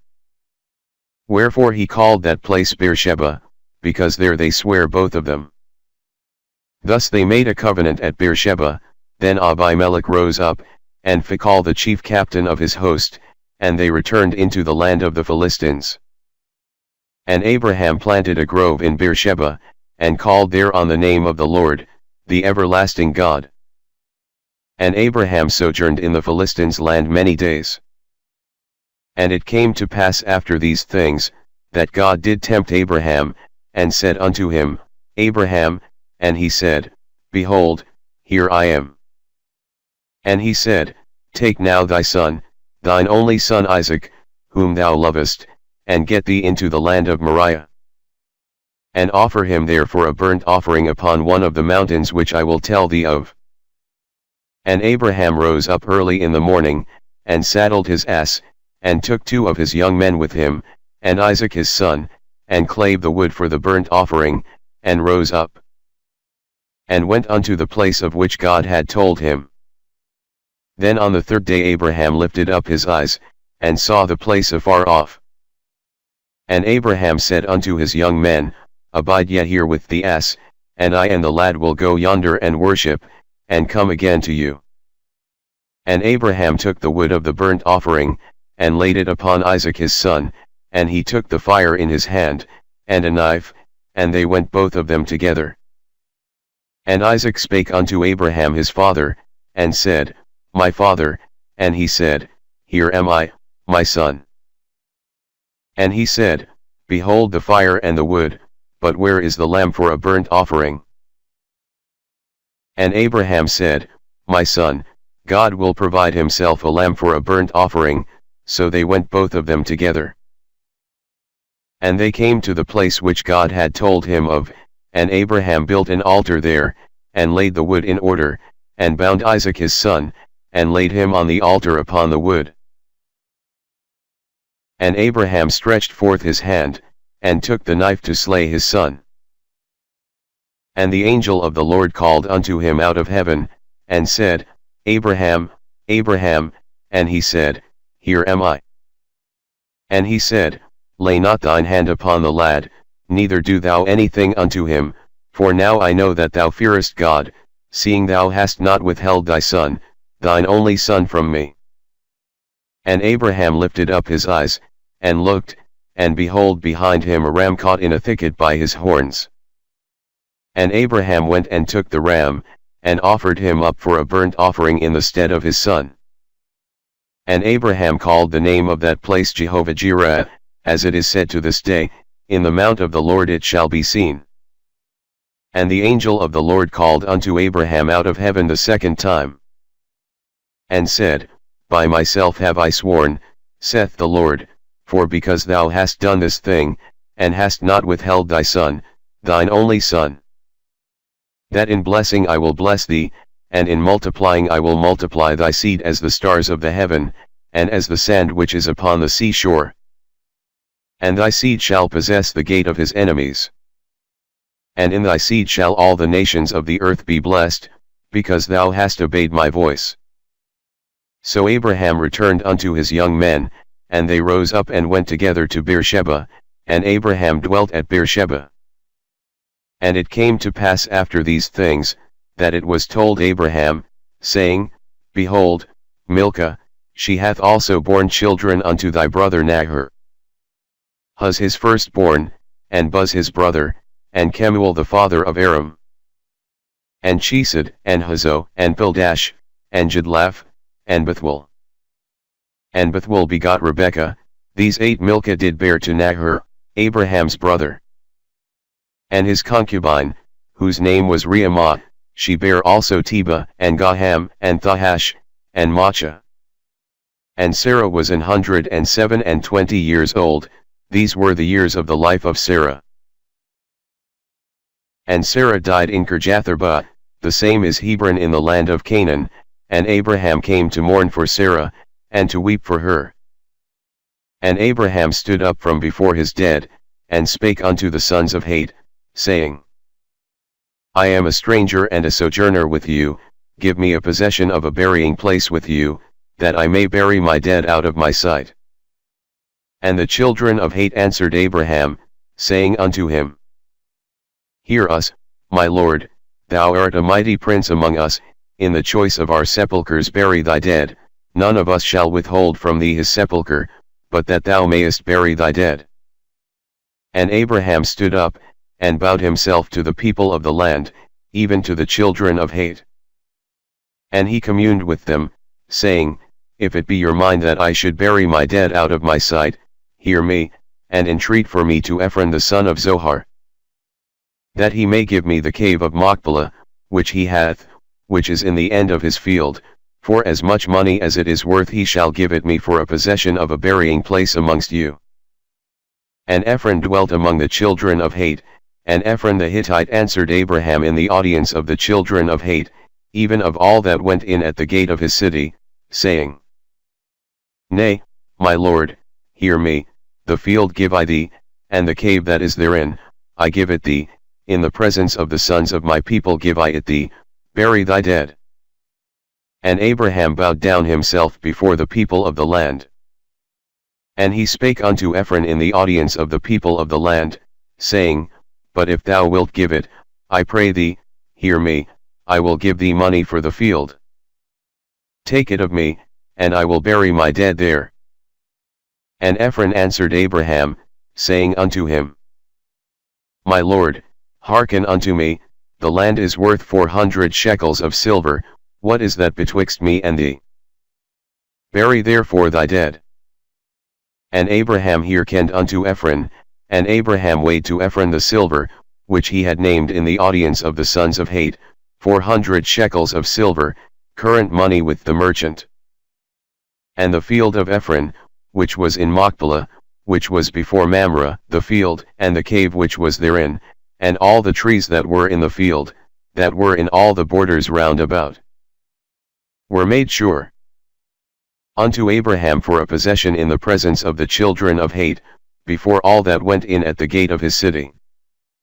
And after this, Abraham buried Sarah his wife in the cave of the field of Machpelah before Mamre, the same is Hebron in the land of Canaan. And the field, and the cave that is therein, were made sure unto Abraham for a possession of a burying place by the sons of Het. And Abraham was old, and well stricken in age, and the Lord had blessed Abraham in all things. And Abraham said unto his eldest servant of his house, that ruled over all that he had, Put, I pray thee, thy hand under my thigh. And I will make thee swear by the Lord, the God of heaven, and the God of the earth, that thou shalt not take a wife unto my son of the daughters of the Canaanites, among whom I dwell. But thou shalt go unto my country, and to my kindred, and take a wife unto my son Isaac. And the servant said unto him, Peradventure the woman will not be willing to follow me unto this land, must I needs bring thy son again unto the land from whence thou camest? And Abraham said unto him, Beware thou that thou bring not my son thither again. The Lord God of heaven, which took me from my father's house, and from the land of my kindred, and which spake unto me, and that sware unto me, saying, Unto thy seed will I give this land. He shall send his angel before thee, and thou shalt take a wife unto my son from thence. And if the woman will not be willing to follow thee, then thou shalt be clear from this my oath, only bring not my son thither again. And the servant put his hand under the thigh of Abraham his master, and sware to him concerning that matter. And the servant took 10 camels of the camels of his master, and departed, for all the goods of his master were in his hand, and he arose, and went to Mesopotamia, unto the city of Nahor. And he made his camels to kneel down without the city by a well of water at the time of the evening, even the time that women go out to draw water. And he said, O Lord God of my master Abraham, I pray thee, send me good speed this day, and shew kindness unto my master Abraham. Behold, I stand here by the well of water, and the daughters of the men of the city come out to draw water. And let it come to pass, that the damsel to whom I shall say, Let down thy pitcher, I pray thee, that I may drink. And she shall say, Drink, and I will give thy camels drink also, let the same be she that thou hast appointed for thy servant Isaac. And thereby shall I know that thou hast shewed kindness unto my master. And it came to pass, before he had done speaking, that, behold, Rebekah came out, who was born to Bethuel, son of Milcah, the wife of Nahor, Abraham's brother, with her pitcher upon her shoulder. And the damsel was very fair to look upon, a virgin, neither had any man known her, and she went down to the well, and filled her pitcher, and came up. And the servant ran to meet her, and said, Let me, I pray thee, drink a little water of thy pitcher. And she said, Drink, my lord, and she hasted, and let down her pitcher upon her hand, and gave him drink. And when she had done giving him drink, she said, I will draw water for thy camels also, until they have done drinking. And she hasted, and emptied her pitcher into the trough, and ran again unto the well to draw water, and drew for all his camels. And the man wondering at her held his peace, to wit whether the Lord had made his journey prosperous or not. And it came to pass, as the camels had done drinking, that the man took a golden earring of 1/2 shekel weight, and 2 bracelets for her hands of 10 shekels weight of gold. And said, Whose daughter art thou? Tell me, I pray thee, is there room in thy father's house for us to lodge in? And she said unto him, I am the daughter of Bethuel the son of Milcah, which she bare unto Nahor. She said moreover unto him, We have both straw and provender enough, and room to lodge in. And the man bowed down his head, and worshipped the Lord. And he said, Blessed be the Lord God of my master Abraham, who hath not left destitute my master of his mercy and his truth. I being in the way, the Lord led me to the house of my master's brethren. And the damsel ran, and told them of her mother's house these things. And Rebekah had a brother, and his name was Laban, and Laban ran out unto the man, unto the well. And it came to pass, when he saw the earring and bracelets upon his sister's hands, and when he heard the words of Rebekah his sister, saying, Thus spake the man unto me, that he came unto the man. And, behold, he stood by the camels at the well. And he said, Come in, thou blessed of the Lord, wherefore standest thou without? For I have prepared the house, and room for the camels. And the man came into the house, and he ungirded his camels, and gave straw and provender for the camels, and water to wash his feet, and the men's feet that were with him. And there was set meat before him to eat, but he said, I will not eat, until I have told mine errand. And he said, Speak on. And he said, I am Abraham's servant. And the Lord hath blessed my master greatly, and he is become great, and he hath given him flocks, and herds, and silver, and gold, and menservants, and maidservants, and camels, and asses. And Sarah my master's wife bare a son to my master when she was old, and unto him hath he given all that he hath. And my master made me swear, saying, Thou shalt not take a wife to my son of the daughters of the Canaanites, in whose land I dwell. But thou shalt go unto my father's house, and to my kindred, and take a wife unto my son. And I said unto my master, Peradventure the woman will not follow me.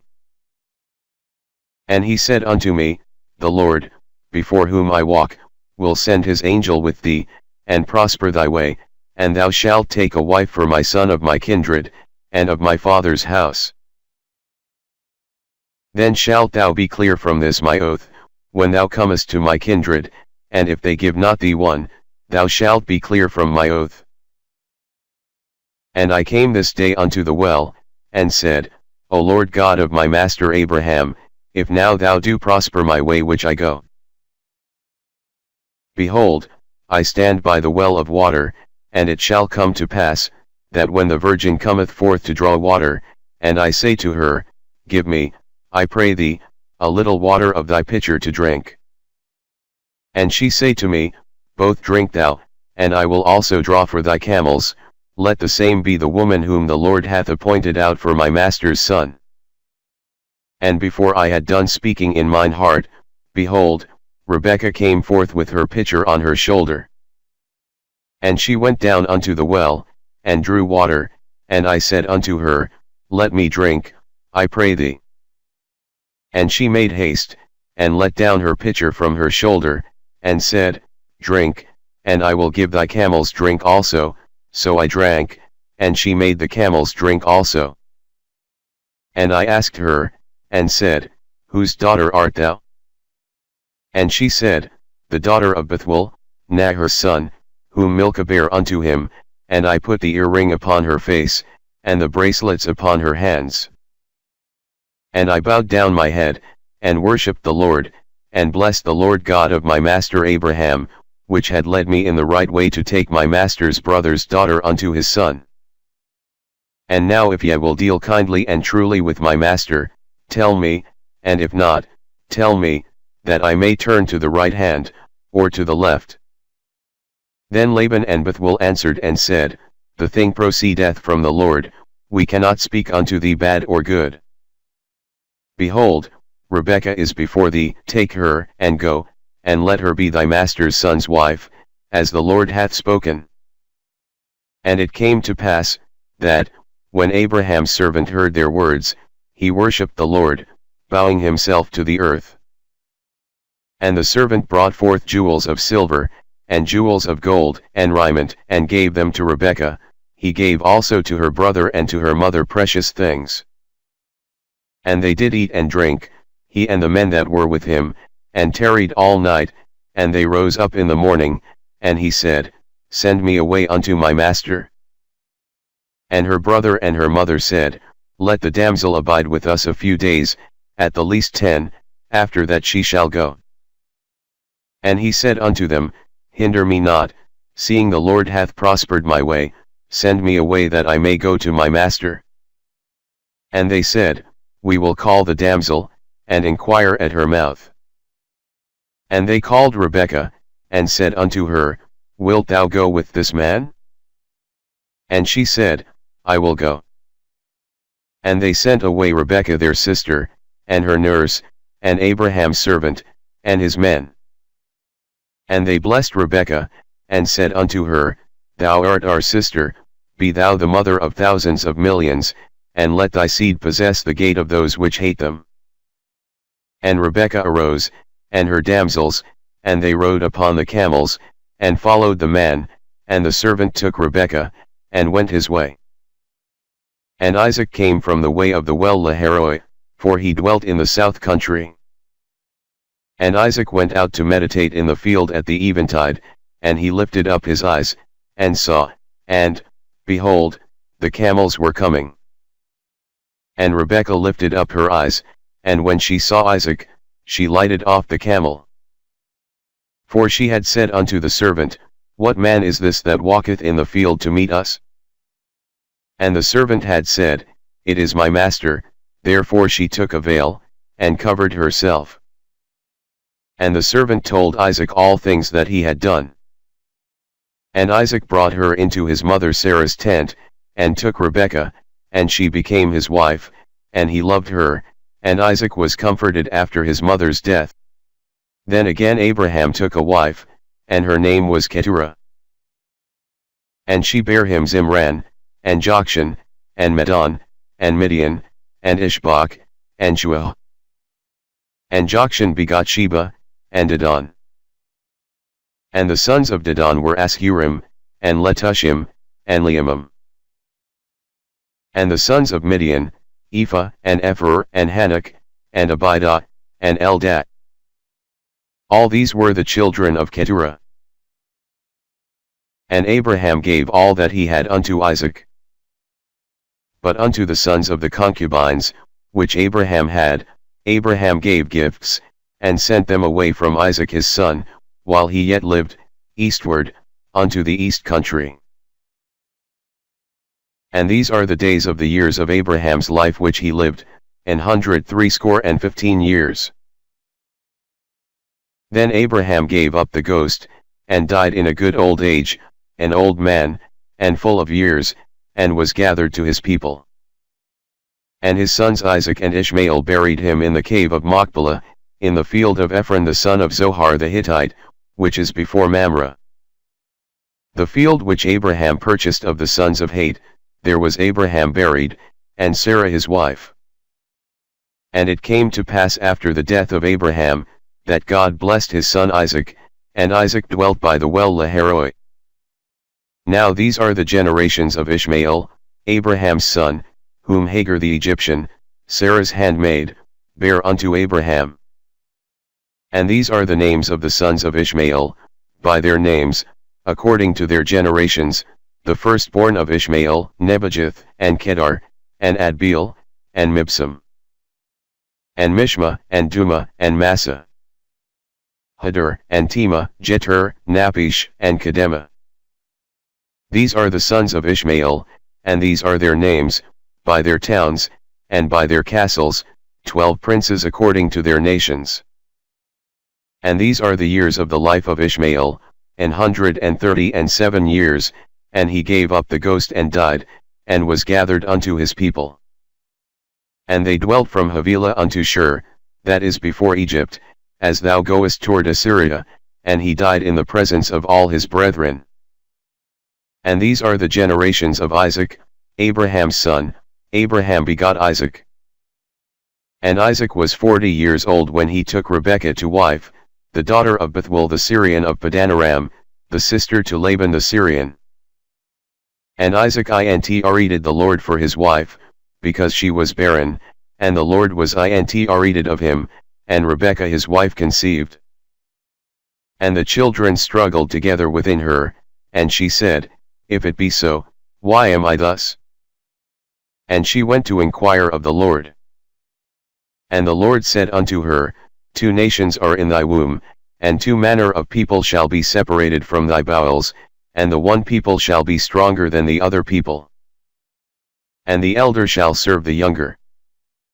And when her days to be delivered were fulfilled, behold, there were twins in her womb. And the first came out red, all over like an hairy garment, and they called his name Esau. And after that came his brother out, and his hand took hold on Esau's heel, and his name was called Jacob, and Isaac was 80 years old when she bare them. And the boys grew, and Esau was a cunning hunter, a man of the field, and Jacob was a plain man, dwelling in tents. And Isaac loved Esau, because he did eat of his venison, but Rebekah loved Jacob. And Jacob sawed pottage, and Esau came from the field, and he was faint. And Esau said to Jacob, Feed me, I pray thee, with that same red pottage, for I am faint. Therefore was his name called Edom. And Jacob said, Sell me this day thy birthright. And Esau said, Behold, I am at the point to die, and what profit shall this birthright do to me? And Jacob said, Swear to me this day, and he sware unto him, and he sold his birthright unto Jacob. Then Jacob gave Esau bread and pottage of lentiles, and he did eat and drink, and rose up, and went his way. Thus Esau despised his birthright. And there was a famine in the land, beside the first famine that was in the days of Abraham.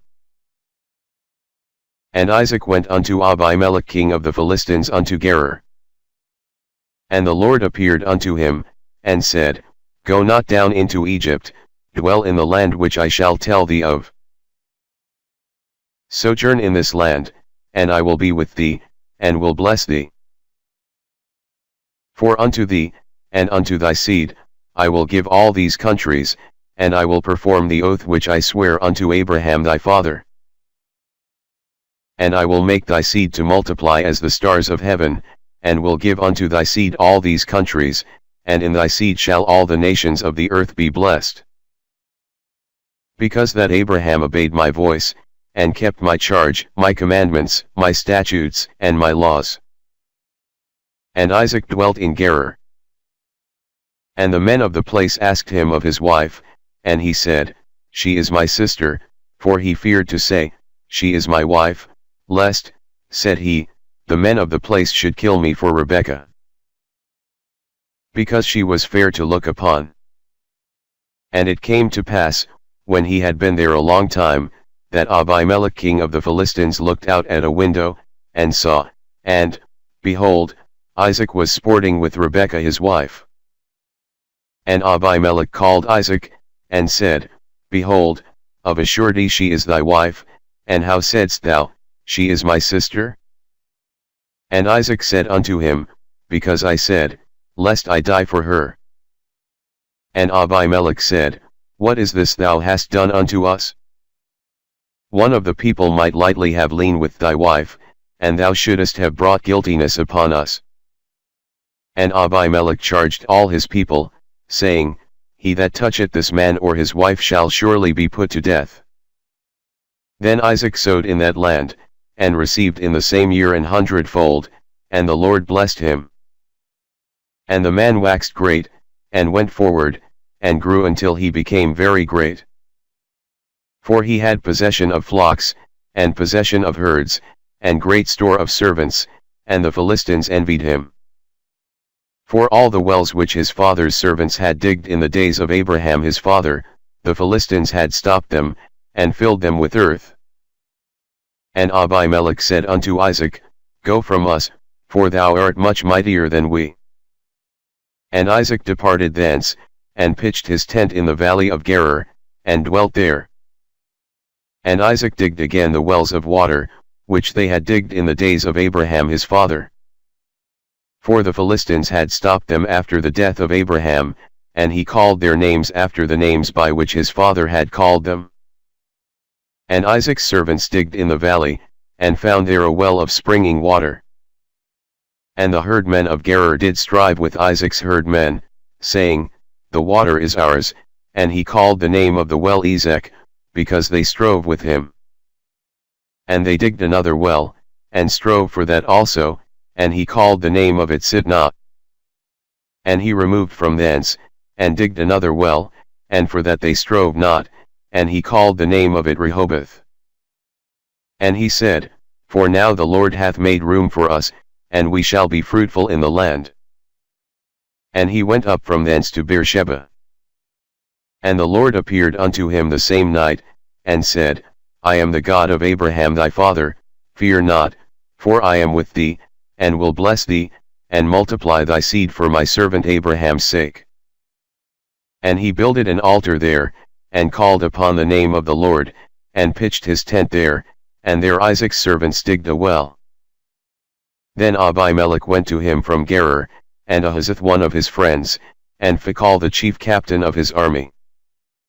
And Isaac said unto them, Wherefore come ye to me, seeing ye hate me, and have sent me away from you? And they said, We saw certainly that the Lord was with thee, and we said, Let there be now an oath betwixt us, even betwixt us and thee, and let us make a covenant with thee, that thou wilt do us no hurt, as we have not touched thee, and as we have done unto thee nothing but good, and have sent thee away in peace, thou art now the blessed of the Lord. And he made them a feast, and they did eat and drink. And they rose up betimes in the morning, and sware one to another, and Isaac sent them away, and they departed from him in peace. And it came to pass the same day, that Isaac's servants came, and told him concerning the well which they had digged, and said unto him, We have found water. And he called it Sheba, therefore the name of the city is Beersheba unto this day. And Esau was 40 years old when he took to wife Judith the daughter of Beri the Hittite, and Bashemath the daughter of Elon the Hittite, which were a grief of mind unto Isaac and to Rebekah. And it came to pass, that when Isaac was old, and his eyes were dim, so that he could not see, he called Esau his eldest son, and said unto him, My son, and he said unto him, Behold, here am I. And he said, Behold now, I am old, I know not the day of my death. Now therefore take, I pray thee, thy weapons, thy quiver and thy bow, and go out to the field, and take me some venison. And make me savory meat, such as I love, and bring it to me, that I may eat, that my soul may bless thee before I die. And Rebekah heard when Isaac spake to Esau his son. And Esau went to the field to hunt for venison, and to bring it. And Rebekah spake unto Jacob her son, saying, Behold, I heard thy father speak unto Esau thy brother, saying, Bring me venison, and make me savory meat, that I may eat, and bless thee before the Lord before my death. Now therefore, my son, obey my voice according to that which I command thee. Go now to the flock, and fetch me from thence 2 good kids of the goats, and I will make them savory meat for thy father, such as he loveth. And thou shalt bring it to thy father, that he may eat, and that he may bless thee before his death. And Jacob said to Rebekah his mother, Behold, Esau my brother is a hairy man, and I am a smooth man. My father peradventure will feel me, and I shall seem to him as a deceiver, and I shall bring a curse upon me, and not a blessing.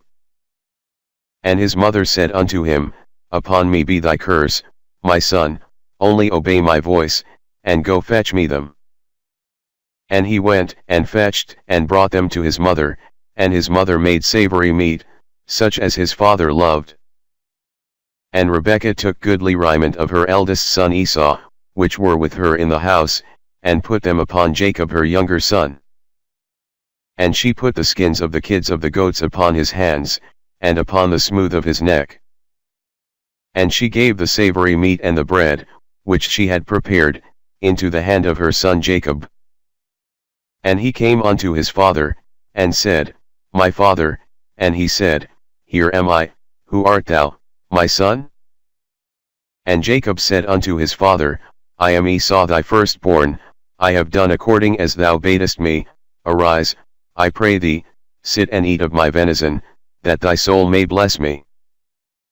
And Isaac said unto his son, How is it that thou hast found it so quickly, my son? And he said, Because the Lord thy God brought it to me. And Isaac said unto Jacob, Come near, I pray thee, that I may feel thee, my son, whether thou be my very son Esau or not. And Jacob went near unto Isaac his father, and he felt him, and said, The voice is Jacob's voice, but the hands are the hands of Esau. And he discerned him not, because his hands were hairy, as his brother Esau's hands, so he blessed him. And he said, Art thou my very son Esau? And he said, I am. And he said, Bring it near to me, and I will eat of my son's venison, that my soul may bless thee. And he brought it near to him, and he did eat, and he brought him wine, and he drank. And his father Isaac said unto him, Come near now, and kiss me, my son.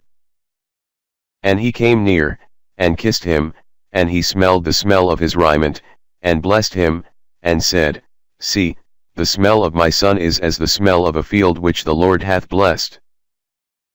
Therefore God give thee of the dew of heaven, and the fatness of the earth, and plenty of corn and wine. Let people serve thee, and nations bow down to thee, be Lord over thy brethren, and let thy mother's sons bow down to thee. Cursed be every one that curseth thee, and blessed be he that blesseth thee. And it came to pass, as soon as Isaac had made an end of blessing Jacob, and Jacob was yet scarce gone out from the presence of Isaac his father, that Esau his brother came in from his hunting. And he also had made savory meat, and brought it unto his father, and said unto his father, Let my father arise, and eat of his son's venison, that thy soul may bless me. And Isaac his father said unto him, Who art thou? And he said, I am thy son, thy firstborn Esau. And Isaac trembled very exceedingly, and said, Who? Where is he that hath taken venison, and brought it me, and I have eaten of all before thou camest, and have blessed him? Yea, and he shall be blessed. And when Esau heard the words of his father, he cried with a great and exceeding bitter cry, and said unto his father, Bless me, even me also, O my father. And he said, Thy brother came with subtlety, and hath taken away thy blessing. And he said, Is not he rightly named Jacob? For he hath supplanted me these 2 times, he took away my birthright, and, behold, now he hath taken away my blessing. And he said, Hast thou not reserved a blessing for me? And Isaac answered and said unto Esau, Behold, I have made him thy lord, and all his brethren have I given to him for servants. And with corn and wine have I sustained him, and what shall I do now unto thee, my son? And Esau said unto his father, Hast thou but one blessing, my father? Bless me, even me also, O my father. And Esau lifted up his voice, and wept. And Isaac his father answered and said unto him, Behold, thy dwelling shall be the fatness of the earth, and of the dew of heaven from above. And by thy sword shalt thou live, and shalt serve thy brother, and it shall come to pass when thou shalt have the dominion, that thou shalt break his yoke from off thy neck. And Esau hated Jacob because of the blessing wherewith his father blessed him, and Esau said in his heart, The days of mourning for my father are at hand, then will I slay my brother Jacob. And these words of Esau her elder son were told to Rebekah. And she sent and called Jacob her younger son, and said unto him, Behold, thy brother Esau, as touching thee, doth comfort himself, purposing to kill thee. Now therefore, my son, obey my voice, and arise, flee thou to Laban my brother to Haran. And tarry with him a few days, until thy brother's fury turn away. Until thy brother's anger turn away from thee, and he forget that which thou hast done to him, then I will send, and fetch thee from thence. Why should I be deprived also of you both in one day? And Rebekah said to Isaac, I am weary of my life because of the daughters of hate. If Jacob take a wife of the daughters of hate, such as these which are of the daughters of the land, what good shall my life do me? And Isaac called Jacob, and blessed him, and charged him, and said unto him, Thou shalt not take a wife of the daughters of Canaan. Arise, go to Padanaram, to the house of Bethuel thy mother's father, and take thee a wife from thence of the daughters of Laban thy mother's brother. And God Almighty bless thee, and make thee fruitful, and multiply thee, that thou mayest be a multitude of people. And give thee the blessing of Abraham, to thee, and to thy seed with thee, that thou mayest inherit the land wherein thou art a stranger, which God gave unto Abraham. And Isaac sent away Jacob, and he went to Padanaram unto Laban, son of Bethuel the Syrian, the brother of Rebekah, Jacob's and Esau's mother. When Esau saw that Isaac had blessed Jacob, and sent him away to Padanaram, to take him a wife from thence, and that as he blessed him he gave him a charge, saying, Thou shalt not take a wife of the daughters of Canaan. And that Jacob obeyed his father and his mother, and was gone to Padanaram. And Esau, seeing that the daughters of Canaan pleased not Isaac his father, then went Esau unto Ishmael, and took unto the wives which he had Mahalath the daughter of Ishmael Abraham's son, the sister of Nebajoth, to be his wife. And Jacob went out from Beersheba, and went toward Haran. And he lighted upon a certain place, and tarried there all night, because the sun was set, and he took of the stones of that place, and put them for his pillows, and lay down in that place to sleep.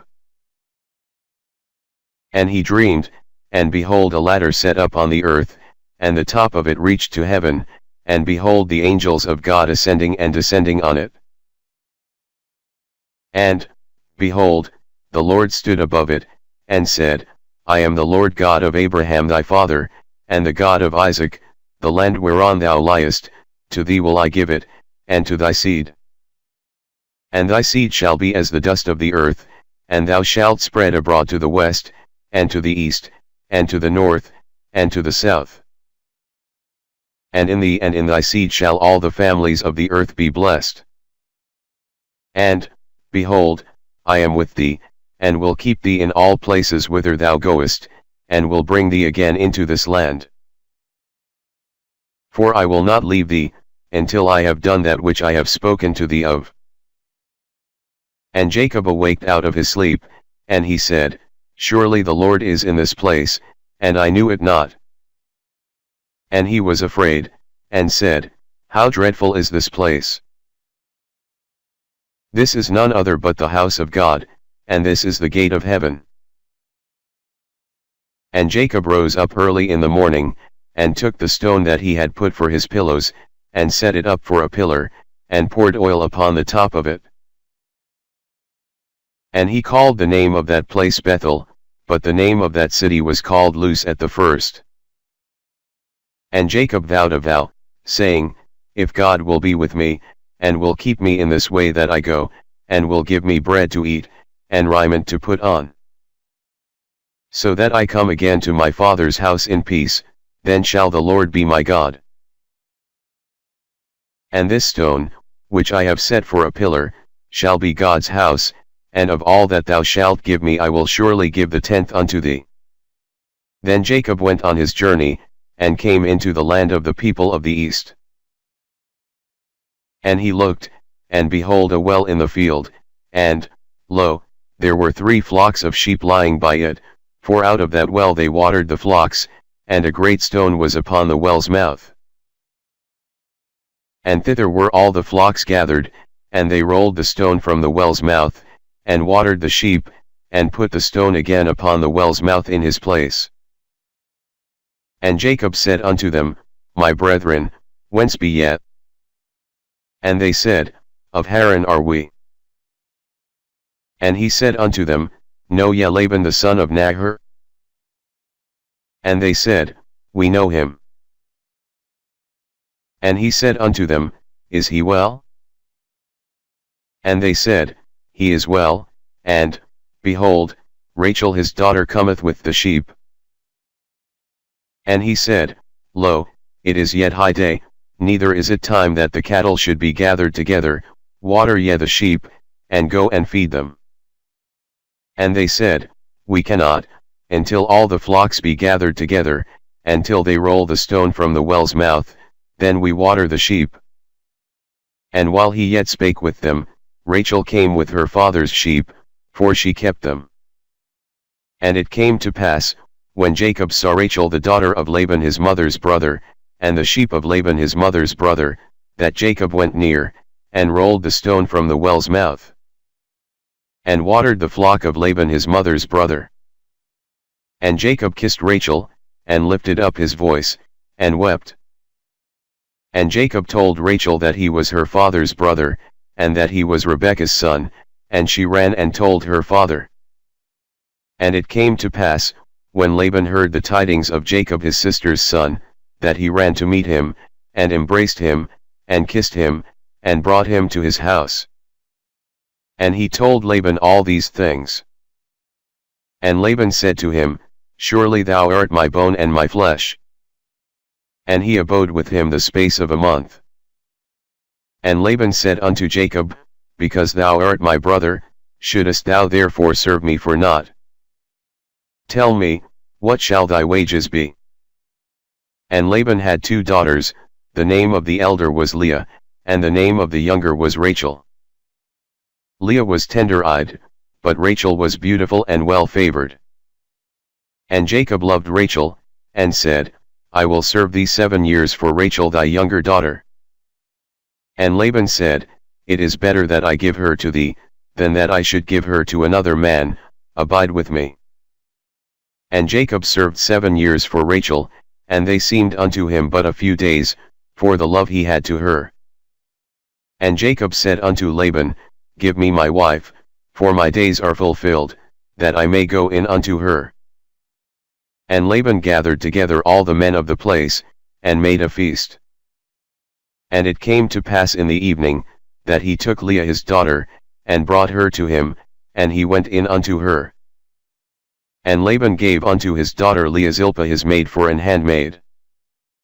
And it came to pass, that in the morning, behold, it was Leah, and he said to Laban, What is this thou hast done unto me? Did not I serve with thee for Rachel? Wherefore then hast thou beguiled me? And Laban said, It must not be so done in our country, to give the younger before the firstborn. Fulfill her week, and we will give thee this also for the service which thou shalt serve with me yet 7 other years. And Jacob did so, and fulfilled her week, and he gave him Rachel his daughter to wife also. And Laban gave to Rachel his daughter Bilhah his handmaid to be her maid. And he went in also unto Rachel, and he loved also Rachel more than Leah, and served with him yet 7 other years. And when the Lord saw that Leah was hated, he opened her womb, but Rachel was barren. And Leah conceived, and bare a son, and she called his name Reuben, for she said, Surely the Lord hath looked upon my affliction, now therefore my husband will love me. And she conceived again, and bare a son, and said, Because the Lord hath heard that I was hated, he hath therefore given me the son also, and she called his name Simeon. And she conceived again, and bare a son, and said, Now this time will my husband be joined unto me, because I have borne him 3 sons, therefore was his name called Levi. And she conceived again, and bare a son, and she said, Now will I praise the Lord, therefore she called his name Judah, and left bearing. And when Rachel saw that she bare Jacob no children, Rachel envied her sister, and said unto Jacob, Give me children, or else I die. And Jacob's anger was kindled against Rachel, and he said, Am I in God's stead, who hath withheld from thee the fruit of the womb? And she said, Behold my maid Bilhah, go in unto her, and she shall bear upon my knees, that I may also have children by her. And she gave him Bilhah her handmaid to wife, and Jacob went in unto her. And Bilhah conceived, and bare Jacob a son. And Rachel said, God hath judged me, and hath also heard my voice, and hath given me a son, therefore called she his name Dan. And Bilhah Rachel's maid conceived again, and bare Jacob a second son. And Rachel said, With great wrestlings have I wrestled with my sister, and I have prevailed, and she called his name Naphtali. When Leah saw that she had left bearing, she took Zilpah her maid, and gave her Jacob to wife. And Zilpah Leah's maid bare Jacob a son. And Leah said, A troop cometh, and she called his name Gad. And Zilpah Leah's maid bare Jacob a second son. And Leah said, Happy am I, for the daughters will call me blessed, and she called his name Asher. And Reuben went in the days of wheat harvest, and found mandrakes in the field, and brought them unto his mother Leah. Then Rachel said to Leah, Give me, I pray thee, of thy son's mandrakes. And she said unto her, Is it a small matter that thou hast taken my husband? And wouldest thou take away my son's mandrakes also? And Rachel said, Therefore he shall lie with thee tonight for thy son's mandrakes.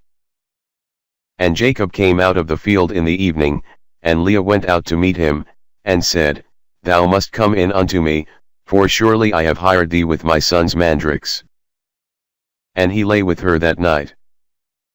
And God hearkened unto Leah, and she conceived, and bare Jacob the fifth son.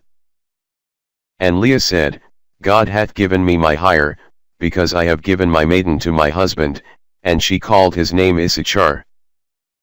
And Leah conceived again, and bare Jacob the sixth son. And Leah said, God hath endued me with a good dowry, now will my husband dwell with me, because I have borne him 6 sons, and she called his name Zebulun. And afterwards she bare a daughter, and called her name Dinah. And God remembered Rachel, and God hearkened to her, and opened her womb. And she conceived, and bare a son, and said, God hath taken away my reproach. And she called his name Joseph, and said, The Lord shall add to me another son. And it came to pass, when Rachel had borne Joseph, that Jacob said unto Laban, Send me away, that I may go unto mine own place, and to my country. Give me my wives and my children, for whom I have served thee, and let me go, for thou knowest my service which I have done thee. And Laban said unto him, I pray thee, if I have found favor in thine eyes, tarry, for I have learned by experience that the Lord hath blessed me for thy sake. And he said, Appoint me thy wages, and I will give it. And he said unto him, Thou knowest how I have served thee, and how thy cattle was with me. For it was little which thou hadst before I came, and it is now increased unto a multitude, and the Lord hath blessed thee since my coming, and now when shall I provide for mine own house also? And he said, What shall I give thee? And Jacob said, Thou shalt not give me anything, if thou wilt do this thing for me, I will again feed and keep thy flock. I will pass through all thy flock today, removing from thence all the speckled and spotted cattle, and all the brown cattle among the sheep, and the spotted and speckled among the goats. And of such shall be my hire. So shall my righteousness answer for me in time to come, when it shall come for my hire before thy face. Every one that is not speckled and spotted among the goats, and brown among the sheep, that shall be counted stolen with me. And Laban said, Behold, I would it might be according to thy word. And he removed that day the he-goats that were ring-tracked and spotted, and all the she-goats that were speckled and spotted, and every one that had some white in it. And all the brown among the sheep, and gave them into the hand of his sons. And he set 3 days' journey betwixt himself and Jacob fed the rest of Laban's flocks. And Jacob took him rods of green poplar, and of the hazel and chestnut tree, and pilled white strakes in them, and made the white appear which was in the rods. And he set the rods which he had pilled before the flocks in the gutters in the watering troughs when the flocks came to drink, that they should conceive when they came to drink.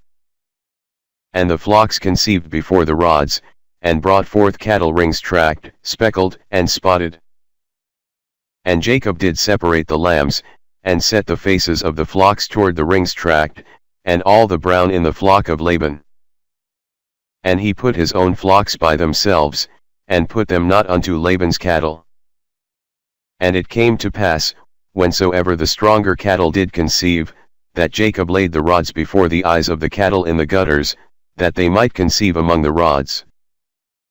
But when the cattle were feeble, he put them not in, so the feebler were Laban's, and the stronger Jacob's. And the men increased exceedingly, and had much cattle, and maidservants, and menservants, and camels, and asses. And he heard the words of Laban's sons, saying, Jacob hath taken away all that was our father's, and of that which was our father's hath he gotten all this glory. And Jacob beheld the countenance of Laban, and, behold, it was not toward him as before. And the Lord said unto Jacob, Return unto the land of thy fathers, and to thy kindred, and I will be with thee. And Jacob sent and called Rachel and Leah to the field unto his flock. And said unto them, I see your father's countenance, that it is not toward me as before, but the God of my father hath been with me. And ye know that with all my power I have served your father. And your father hath deceived me, and changed my wages 10 times, but God suffered him not to hurt me. If he said thus, the speckled shall be thy wages, then all the cattle bear speckled, and if he said thus, the rings tract shall be thy hire, then bear all the cattle rings tract. Thus God hath taken away the cattle of your father, and given them to me. And it came to pass at the time that the cattle conceived, that I lifted up mine eyes, and saw in a dream, and, behold, the rams which leaped upon the cattle were rings tract, speckled, and grizzled. And the angel of God spake unto me in a dream, saying, Jacob, and I said, Here am I. And he said, Lift up now thine eyes, and see, all the rams which leap upon the cattle are rings tract, speckled, and grizzled, for I have seen all that Laban doth unto thee. I am the God of Bethel, where thou anointedst the pillar, and where thou vowedst a vow unto me. Now arise, get thee out from this land, and return unto the land of thy kindred. And Rachel and Leah answered and said unto him, Is there yet any portion or inheritance for us in our father's house? Are we not counted of him strangers? For he hath sold us, and hath quite devoured also our money. For all the riches which God hath taken from our father, that is ours, and our children's. Now then, whatsoever God hath said unto thee, do. Then Jacob rose up, and set his sons and his wives upon camels. And he carried away all his cattle, and all his goods which he had gotten, the cattle of his getting, which he had gotten in Padanaram, for to go to Isaac his father in the land of Canaan. And Laban went to shear his sheep, and Rachel had stolen the images that were her father's. And Jacob stole away unawares to Laban the Syrian, in that he told him not that he fled. So he fled with all that he had, and he rose up, and passed over the river, and set his face toward the Mount Gilead. And it was told Laban on the 3rd day that Jacob was fled. And he took his brethren with him, and pursued after him 7 days' journey, and they overtook him in the Mount Gilead. And God came to Laban the Syrian in a dream by night, and said unto him, Take heed that thou speak not to Jacob either good or bad. Then Laban overtook Jacob. Now Jacob had pitched his tent in the mount, and Laban with his brethren pitched in the mount of Gilead. And Laban said to Jacob, What hast thou done, that thou hast stolen away unawares to me, and carried away my daughters, as captives taken with the sword? Wherefore didst thou flee away secretly, and steal away from me, and didst not tell me, that I might have sent thee away with mirth, and with songs, with tabret, and with harp? And hast not suffered me to kiss my sons and my daughters? Thou hast now done foolishly in so doing. It is in the power of my hand to do you hurt, but the God of your father spake unto me yesternight, saying, Take thou heed that thou speak not to Jacob either good or bad. And now, though thou wouldest needs be gone, because thou sore longedst after thy father's house, yet wherefore hast thou stolen my gods? And Jacob answered and said to Laban, Because I was afraid, for I said, Peradventure thou wouldest take by force thy daughters from me. With whomsoever thou findest thy gods, let him not live. Before our brethren discern thou what is thine with me, and take it to thee. For Jacob knew not that Rachel had stolen them. And Laban went into Jacob's tent, and into Leah's tent, and into the 2 maidservants' tents, but he found them not. Then went he out of Leah's tent, and entered into Rachel's tent. Now Rachel had taken the images, and put them in the camel's furniture, and sat upon them. And Laban searched all the tent, but found them not. And she said to her father, Let it not displease my lord that I cannot rise up before thee, for the custom of women is upon me. And he searched, but found not the images. And Jacob was wroth, and chode with Laban, and Jacob answered and said to Laban, What is my trespass? What is my sin, that thou hast so hotly pursued after me? Whereas thou hast searched all my stuff, what hast thou found of all thy household stuff? Set it here before my brethren and thy brethren, that they may judge betwixt us both. This 20 years have I been with thee, thy ewes and thy she-goats have not cast their young, and the rams of thy flock have I not eaten. That which was torn of beasts I brought not unto thee, I bear the loss of it, of my hand didst thou require it, whether stolen by day, or stolen by night. Thus I was, in the day the drought consumed me, and the frost by night, and my sleep departed from mine eyes. Thus have I been 20 years in thy house, I served thee 14 years for thy 2 daughters, and 6 years for thy cattle, and thou hast changed my wages 10 times.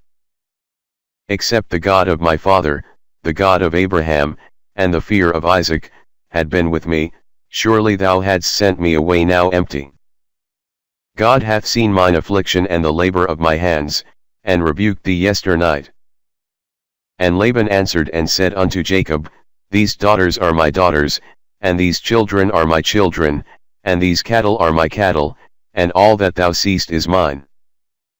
And what can I do this day unto these my daughters, or unto their children which they have borne?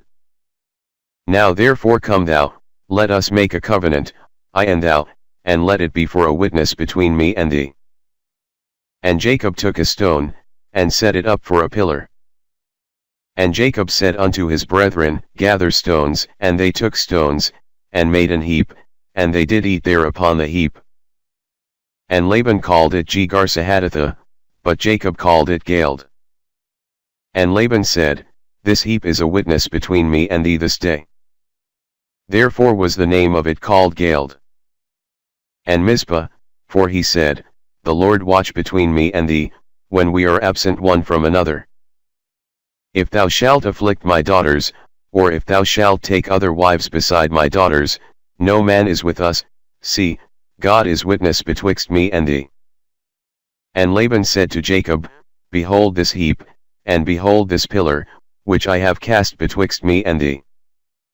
This heap be witness, and this pillar be witness, that I will not pass over this heap to thee, and that thou shalt not pass over this heap and this pillar unto me, for harm. The God of Abraham, and the God of Nahor, the God of their father, judge betwixt us. And Jacob sware by the fear of his father Isaac. Then Jacob offered sacrifice upon the mount, and called his brethren to eat bread, and they did eat bread, and tarried all night in the mount. And early in the morning Laban rose up, and kissed his sons and his daughters, and blessed them, and Laban departed, and returned unto his place. And Jacob went on his way, and the angels of God met him. And when Jacob saw them, he said, This is God's host, and he called the name of that place Mahanaim. And Jacob sent messengers before him to Esau his brother unto the land of Seir, the country of Edom. And he commanded them, saying, Thus shall ye speak unto my lord Esau, Thy servant Jacob saith thus, I have sojourned with Laban, and stayed there until now. And I have oxen, and asses, flocks, and menservants, and women servants, and I have sent to tell my lord, that I may find grace in thy sight.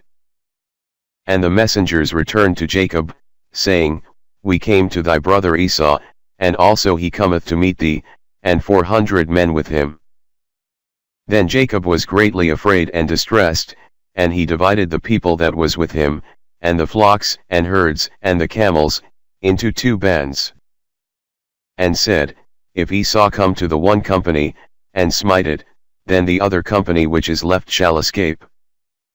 And Jacob said, O God of my father Abraham, and God of my father Isaac, the Lord which saidst unto me, Return unto thy country, and to thy kindred, and I will deal well with thee.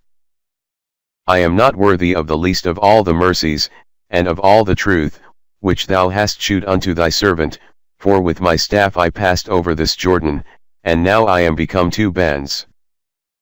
Deliver me, I pray thee, from the hand of my brother, from the hand of Esau, for I fear him, lest he will come and smite me, and the mother with the children.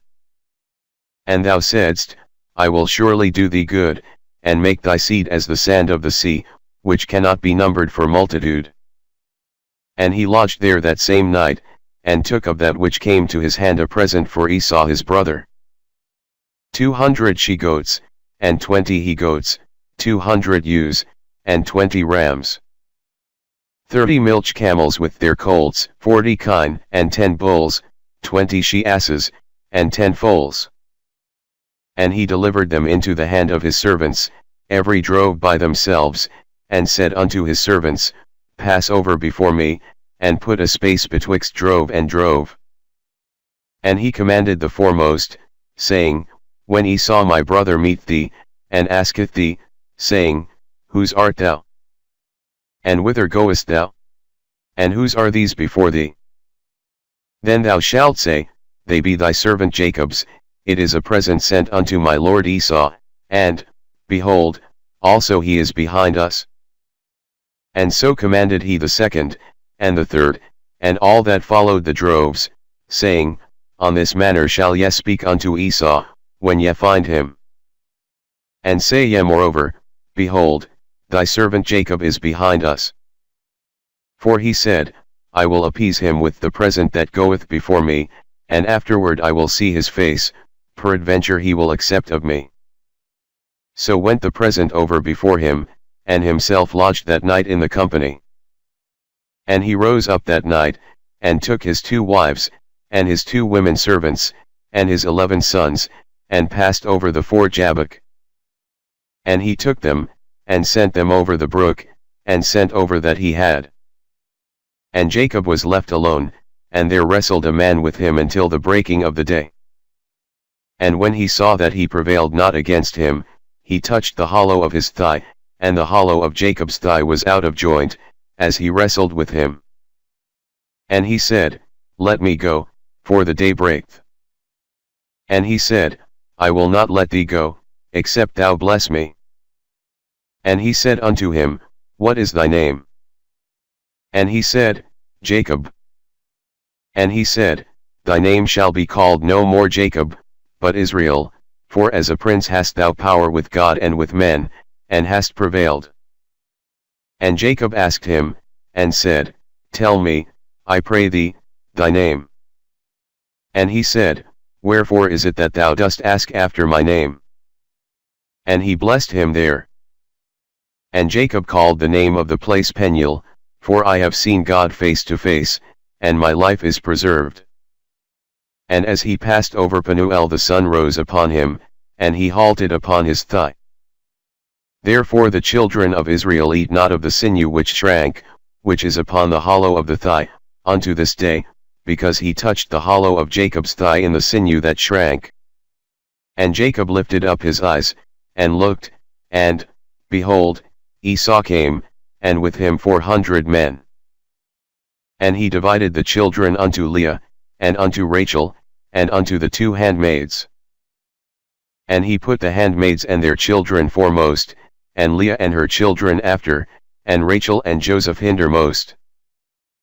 And he passed over before them, and bowed himself to the ground 7 times, until he came near to his brother. And Esau ran to meet him, and embraced him, and fell on his neck, and kissed him, and they wept.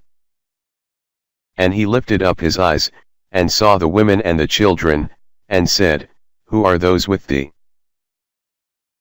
And he said, The children which God hath graciously given thy servant. Then the handmaidens came near, they and their children, and they bowed themselves. And Leah also with her children came near, and bowed themselves, and after came Joseph near and Rachel, and they bowed themselves. And he said, What meanest thou by all this drove which I met? And he said, These are to find grace in the sight of my Lord. And Esau said, I have enough, my brother, keep that thou hast unto thyself. And Jacob said, Nay, I pray thee, if now I have found grace in thy sight, then receive my present at my hand. For therefore I have seen thy face, as though I had seen the face of God, and thou wast pleased with me. Take, I pray thee, my blessing that is brought to thee, because God hath dealt graciously with me, and because I have enough. And he urged him, and he took it. And he said, Let us take our journey, and let us go, and I will go before thee. And he said unto him, My Lord knoweth that the children are tender, and the flocks and herds with young are with me, and if men should overdrive them one day, all the flock will die. Let my Lord, I pray thee, pass over before his servant.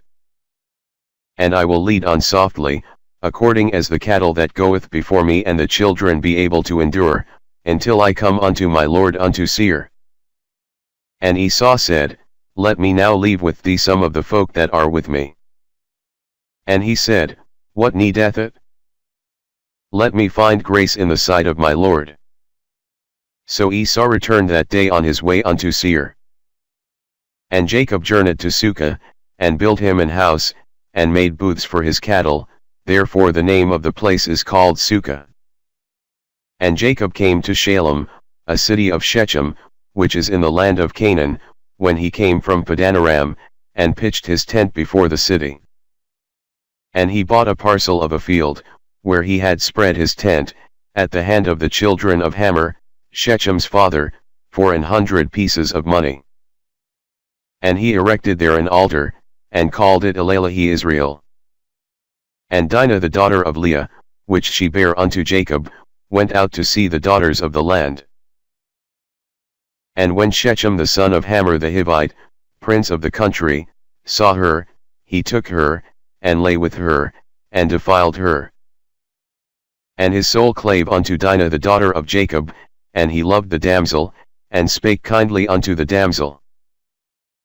And Shechem spake unto his father Hamor, saying, Get me this damsel to wife. And Jacob heard that he had defiled Dinah his daughter. Now his sons were with his cattle in the field, and Jacob held his peace until they were come. And Hamor the father of Shechem went out unto Jacob to commune with him. And the sons of Jacob came out of the field when they heard it, and the men were grieved, and they were very wroth, because he had wrought folly in Israel in lying with Jacob's daughter. Which thing ought not to be done. And Hamor communed with them, saying, The soul of my son Shechem longeth for your daughter, I pray you give her him to wife. And make ye marriages with us, and give your daughters unto us, and take our daughters unto you. And ye shall dwell with us, and the land shall be before you, dwell and trade ye therein, and get you possessions therein. And Shechem said unto her father and unto her brethren, Let me find grace in your eyes, and what ye shall say unto me I will give. Ask me never so much dowry and gift, and I will give according as ye shall say unto me, but give me the damsel to wife. And the sons of Jacob answered Shechem and Hamor his father deceitfully, and said, Because he had defiled Dinah their sister. And they said unto them, We cannot do this thing, to give our sister to one that is uncircumcised, for that were a reproach unto us. But in this will we consent unto you, if ye will be as we be, that every male of you be circumcised. Then will we give our daughters unto you, and we will take your daughters to us, and we will dwell with you, and we will become one people. But if ye will not hearken unto us, to be circumcised, then will we take our daughter, and we will be gone. And their words pleased Hamor, and Shechem Hamor's son.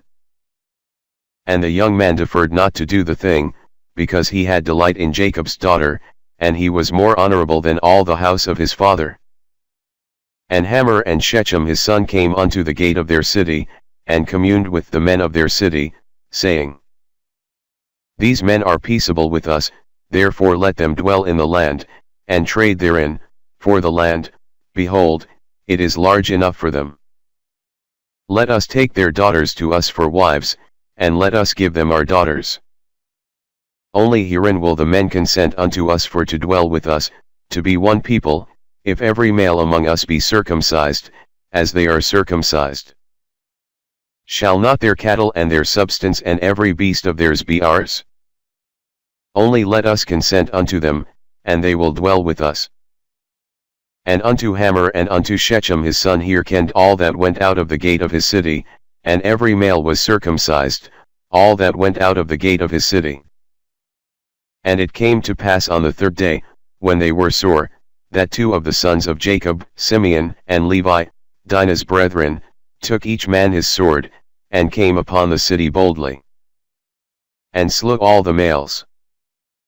And they slew Hamor and Shechem his son with the edge of the sword, and took Dinah out of Shechem's house, and went out. The sons of Jacob came upon the slain, and spoiled the city, because they had defiled their sister. They took their sheep, and their oxen, and their asses, and that which was in the city, and that which was in the field, and all their wealth, and all their little ones, and their wives took they captive, and spoiled even all that was in the house. And Jacob said to Simeon and Levi, Ye have troubled me to make me to stink among the inhabitants of the land, among the Canaanites and the Perizzites. And I being few in number, they shall gather themselves together against me, and slay me, and I shall be destroyed, I and my house. And they said, Should he deal with our sister as with an harlot? And God said unto Jacob, Arise, go up to Bethel, and dwell there, and make there an altar unto God, that appeared unto thee when thou fleddest from the face of Esau thy brother. Then Jacob said unto his household, and to all that were with him, Put away the strange gods that are among you, and be clean, and change your garments. And let us arise, and go up to Bethel, and I will make there an altar unto God, who answered me in the day of my distress, and was with me in the way which I went. And they gave unto Jacob all the strange gods which were in their hand, and all their earrings which were in their ears, and Jacob hid them under the oak which was by Shechem. And they journeyed, and the terror of God was upon the cities that were round about them, and they did not pursue after the sons of Jacob. So Jacob came to Luz, which is in the land of Canaan, that is, Bethel, he and all the people that were with him. And he built there an altar, and called the place El Bethel, because there God appeared unto him, when he fled from the face of his brother. But Deborah Rebekah's nurse died, and she was buried beneath Bethel under an oak, and the name of it was called Allon-Bashuth. And God appeared unto Jacob again, when he came out of Padanaram, and blessed him. And God said unto him, Thy name is Jacob, thy name shall not be called any more Jacob, but Israel shall be thy name, and he called his name Israel. And God said unto him, I am God Almighty, be fruitful and multiply, a nation and a company of nations shall be of thee, and kings shall come out of thy loins. And the land which I gave Abraham and Isaac, to thee I will give it, and to thy seed after thee will I give the land. And God went up from him in the place where he talked with him. And Jacob set up a pillar in the place where he talked with him, even a pillar of stone, and he poured a drink offering thereon, and he poured oil thereon. And Jacob called the name of the place where God spake with him, Bethel. And they journeyed from Bethel, and there was but a little way to come to Ephrath, and Rachel travailed, and she had hard labor. And it came to pass, when she was in hard labor, that the midwife said unto her, Fear not, thou shalt have this son also. And it came to pass, as her soul was in departing, for she died, that she called his name Benoni, but his father called him Benjamin. And Rachel died, and was buried in the way to Ephrath, which is Bethlehem. And Jacob set a pillar upon her grave, that is the pillar of Rachel's grave unto this day. And Israel journeyed, and spread his tent beyond the tower of Edar. And it came to pass, when Israel dwelt in that land, that Reuben went and lay with Bilhah his father's concubine, and Israel heard it. Now the sons of Jacob were 12. The sons of Leah, Reuben, Jacob's firstborn, and Simeon, and Levi, and Judah, and Issachar, and Zebulun. The sons of Rachel, Joseph, and Benjamin. And the sons of Bilhah, Rachel's handmaid, Dan, and Naphtali. And the sons of Zilpah, Leah's handmaid, Gad, and Asher, these are the sons of Jacob, which were born to him in Padanaram. And Jacob came unto Isaac his father unto Mamre, unto the city of Arba, which is Hebron, where Abraham and Isaac sojourned. And the days of Isaac were 180 years. And Isaac gave up the ghost, and died, and was gathered unto his people, being old and full of days, and his sons Esau and Jacob buried him. Now these are the generations of Esau, who is Edom. Esau took his wives of the daughters of Canaan, Adah the daughter of Elon the Hittite, and Aholibamah the daughter of Anah the daughter of Zibeon the Hivite. And Bashemath Ishmael's daughter, sister of Nebajoth. And Adah bare to Esau Eliphaz, and Bashemath bare Reuel. And Aholibamah bare Jush, and Jalam, and Korah, these are the sons of Esau, which were born unto him in the land of Canaan. And Esau took his wives, and his sons, and his daughters, and all the persons of his house, and his cattle, and all his beasts, and all his substance, which he had got in the land of Canaan. And went into the country from the face of his brother Jacob. For their riches were more than that they might dwell together, and the land wherein they were strangers could not bear them because of their cattle. Thus dwelt Esau in Mount Seir. Esau is Edom. And these are the generations of Esau the father of the Edomites in Mount Seir. These are the names of Esau's sons: Eliphaz the son of Adah the wife of Esau, Reuel the son of Bashemath the wife of Esau. And the sons of Eliphaz were Taman, Omar, Zepho, and Gatam, and Kenaz. And Timnah was concubine to Eliphaz Esau's son, and she bare to Eliphaz Amalek. These were the sons of Adah Esau's wife. And these are the sons of Reuel, Nahat, and Zerah, Shammah, and Mizah. These were the sons of Bashemath Esau's wife. And these were the sons of Aholibamah, the daughter of Anah the daughter of Zibeon, Esau's wife, and she bare to Esau Jush, and Jalam, and Korah. These were dukes of the sons of Esau, the sons of Eliphaz the firstborn son of Esau, Duke Taman, Duke Omar, Duke Zepho, Duke Kenaz, Duke Korah, Duke Gatam, and Duke Amalek. These are the dukes that came of Eliphaz in the land of Edom. These were the sons of Adah.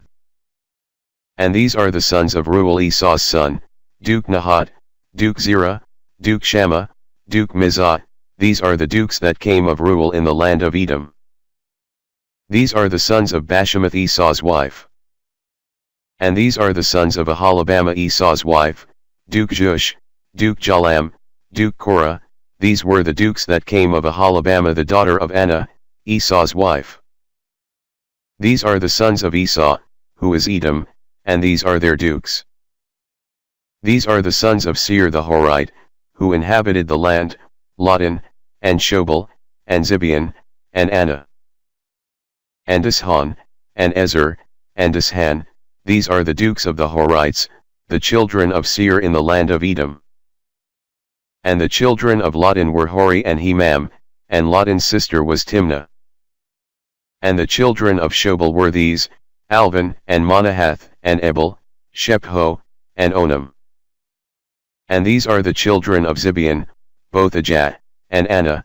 This was that Anah that found the mules in the wilderness, as he fed the asses of Zibeon his father. And the children of Anah were these: Dishon, and Aholibamah the daughter of Anah. And these are the children of Dishon: Hemdan, and Eshban, and Ithran, and Cheran. The children of Ezer are these: Bilhan, and Zaban, and Achan. The children of Dishan are these: Uz, and Aaron. These are the dukes that came of the Horites: Duke Lotan, Duke Shobal, Duke Zibeon, Duke Anah, Duke Dishon, Duke Ezer, Duke Dishan. These are the dukes that came of Hori, among their dukes in the land of Seir. And these are the kings that reigned in the land of Edom, before there reigned any king over the children of Israel. And Bela the son of Beor reigned in Edom, and the name of his city was Dinhabah. And Bela died, and Jobab the son of Zerah of Bozrah reigned in his stead. And Jobab died, and Husham of the land of Temani reigned in his stead.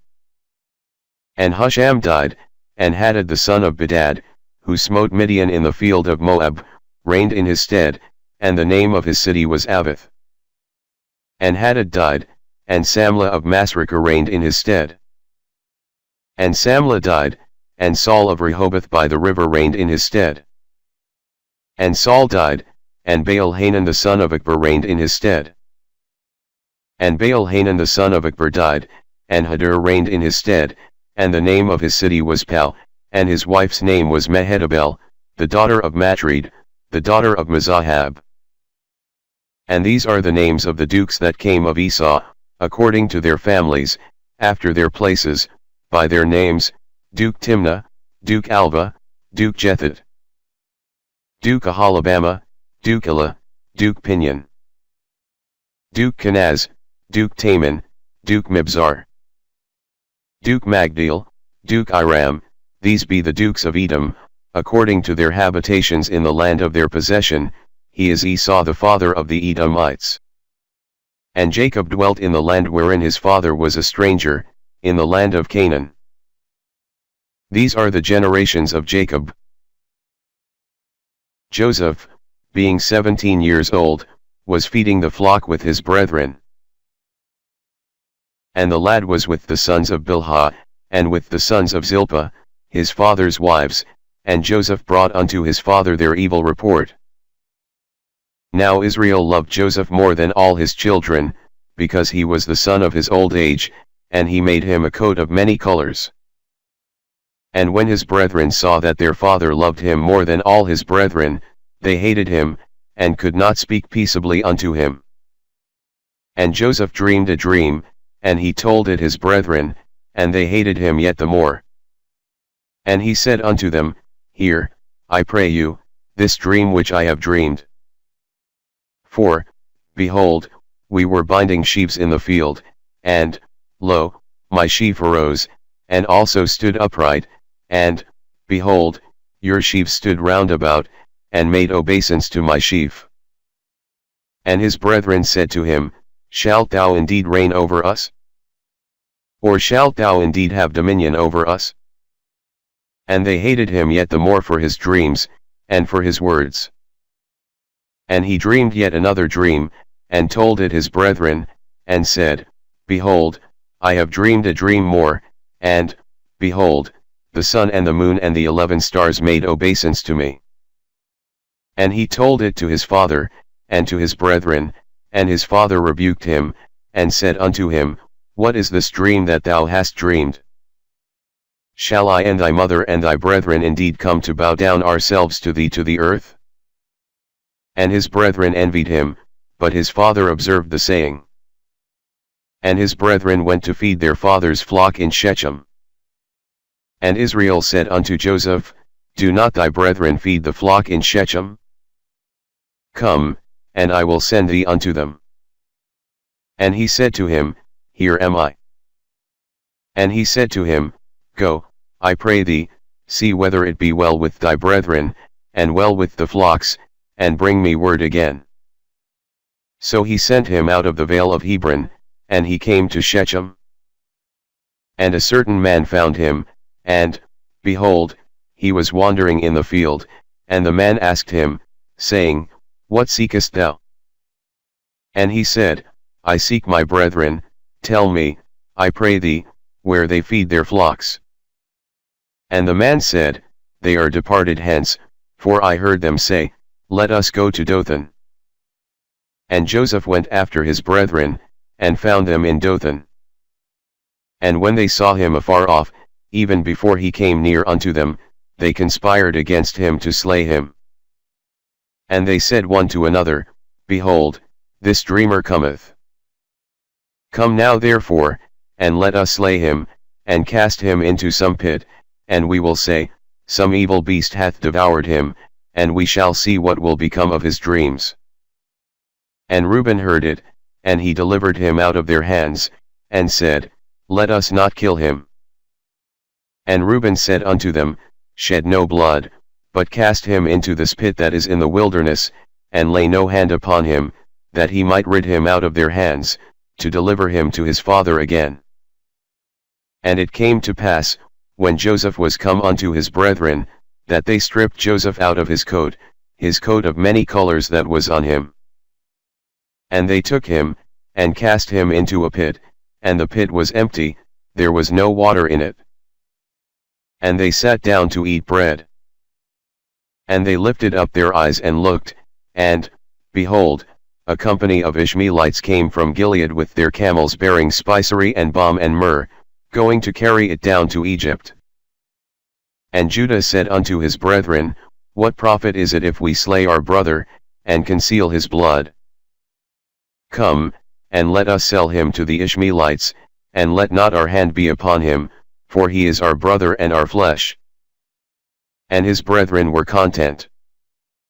Then there passed by Midianites merchantmen, and they drew and lifted up Joseph out of the pit, and sold Joseph to the Ishmaelites for 20 pieces of silver, and they brought Joseph into Egypt. And Reuben returned unto the pit, and, behold, Joseph was not in the pit, and he rent his clothes. And he returned unto his brethren, and said, The child is not, and I, whither shall I go? And they took Joseph's coat, and killed a kid of the goats, and dipped the coat in the blood. And they sent the coat of many colors, and they brought it to their father, and said, This have we found, know now whether it be thy son's coat or no.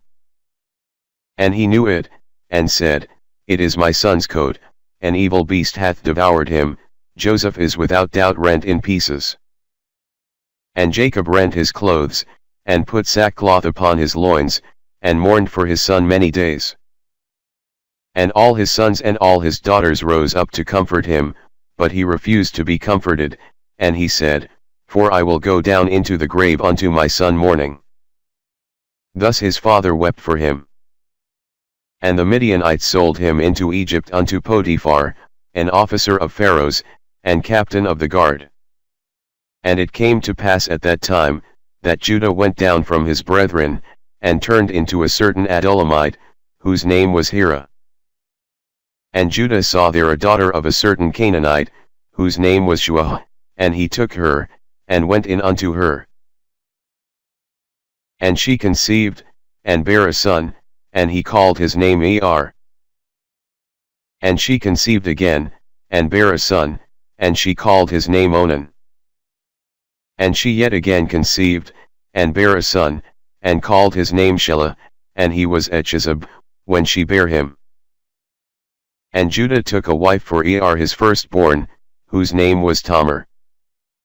And Er, Judah's firstborn, was wicked in the sight of the Lord, and the Lord slew him.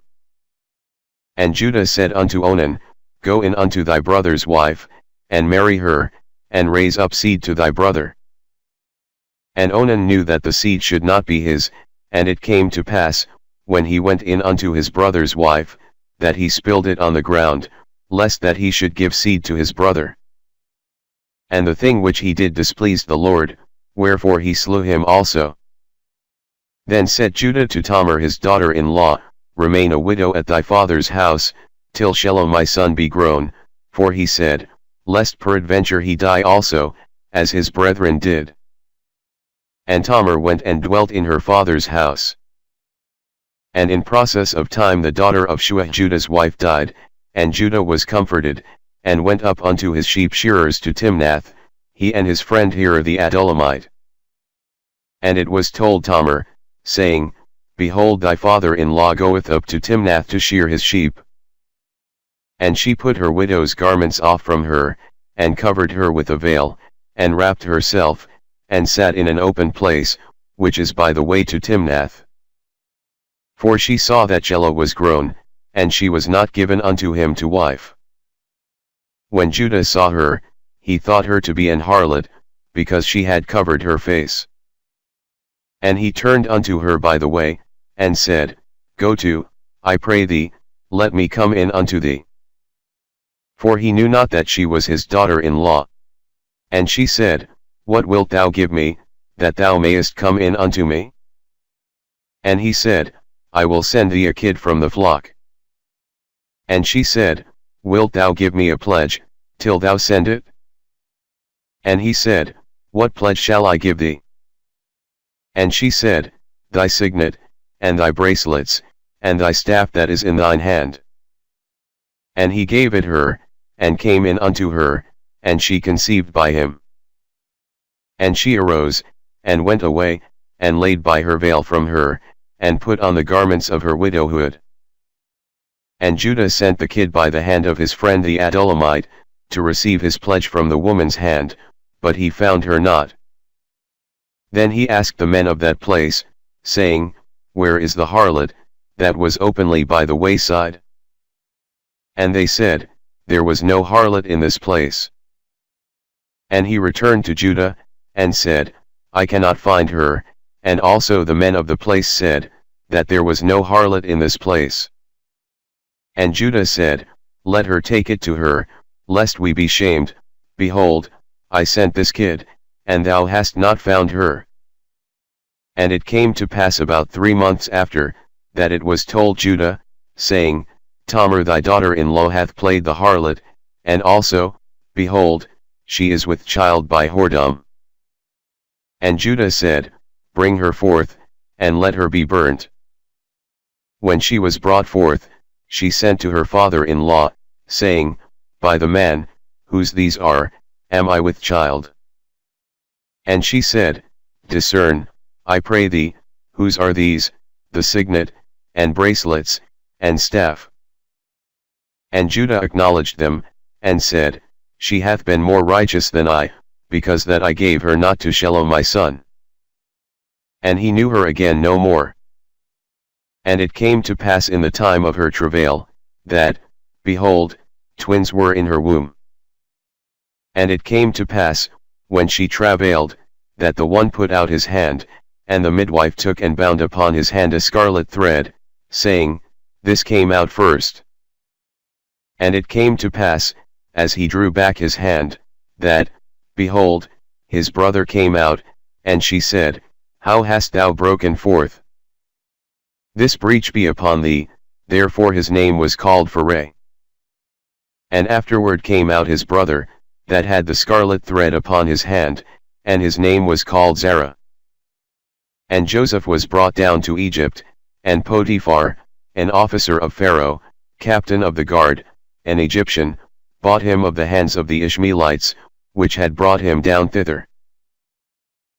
And the Lord was with Joseph, and he was a prosperous man, and he was in the house of his master the Egyptian.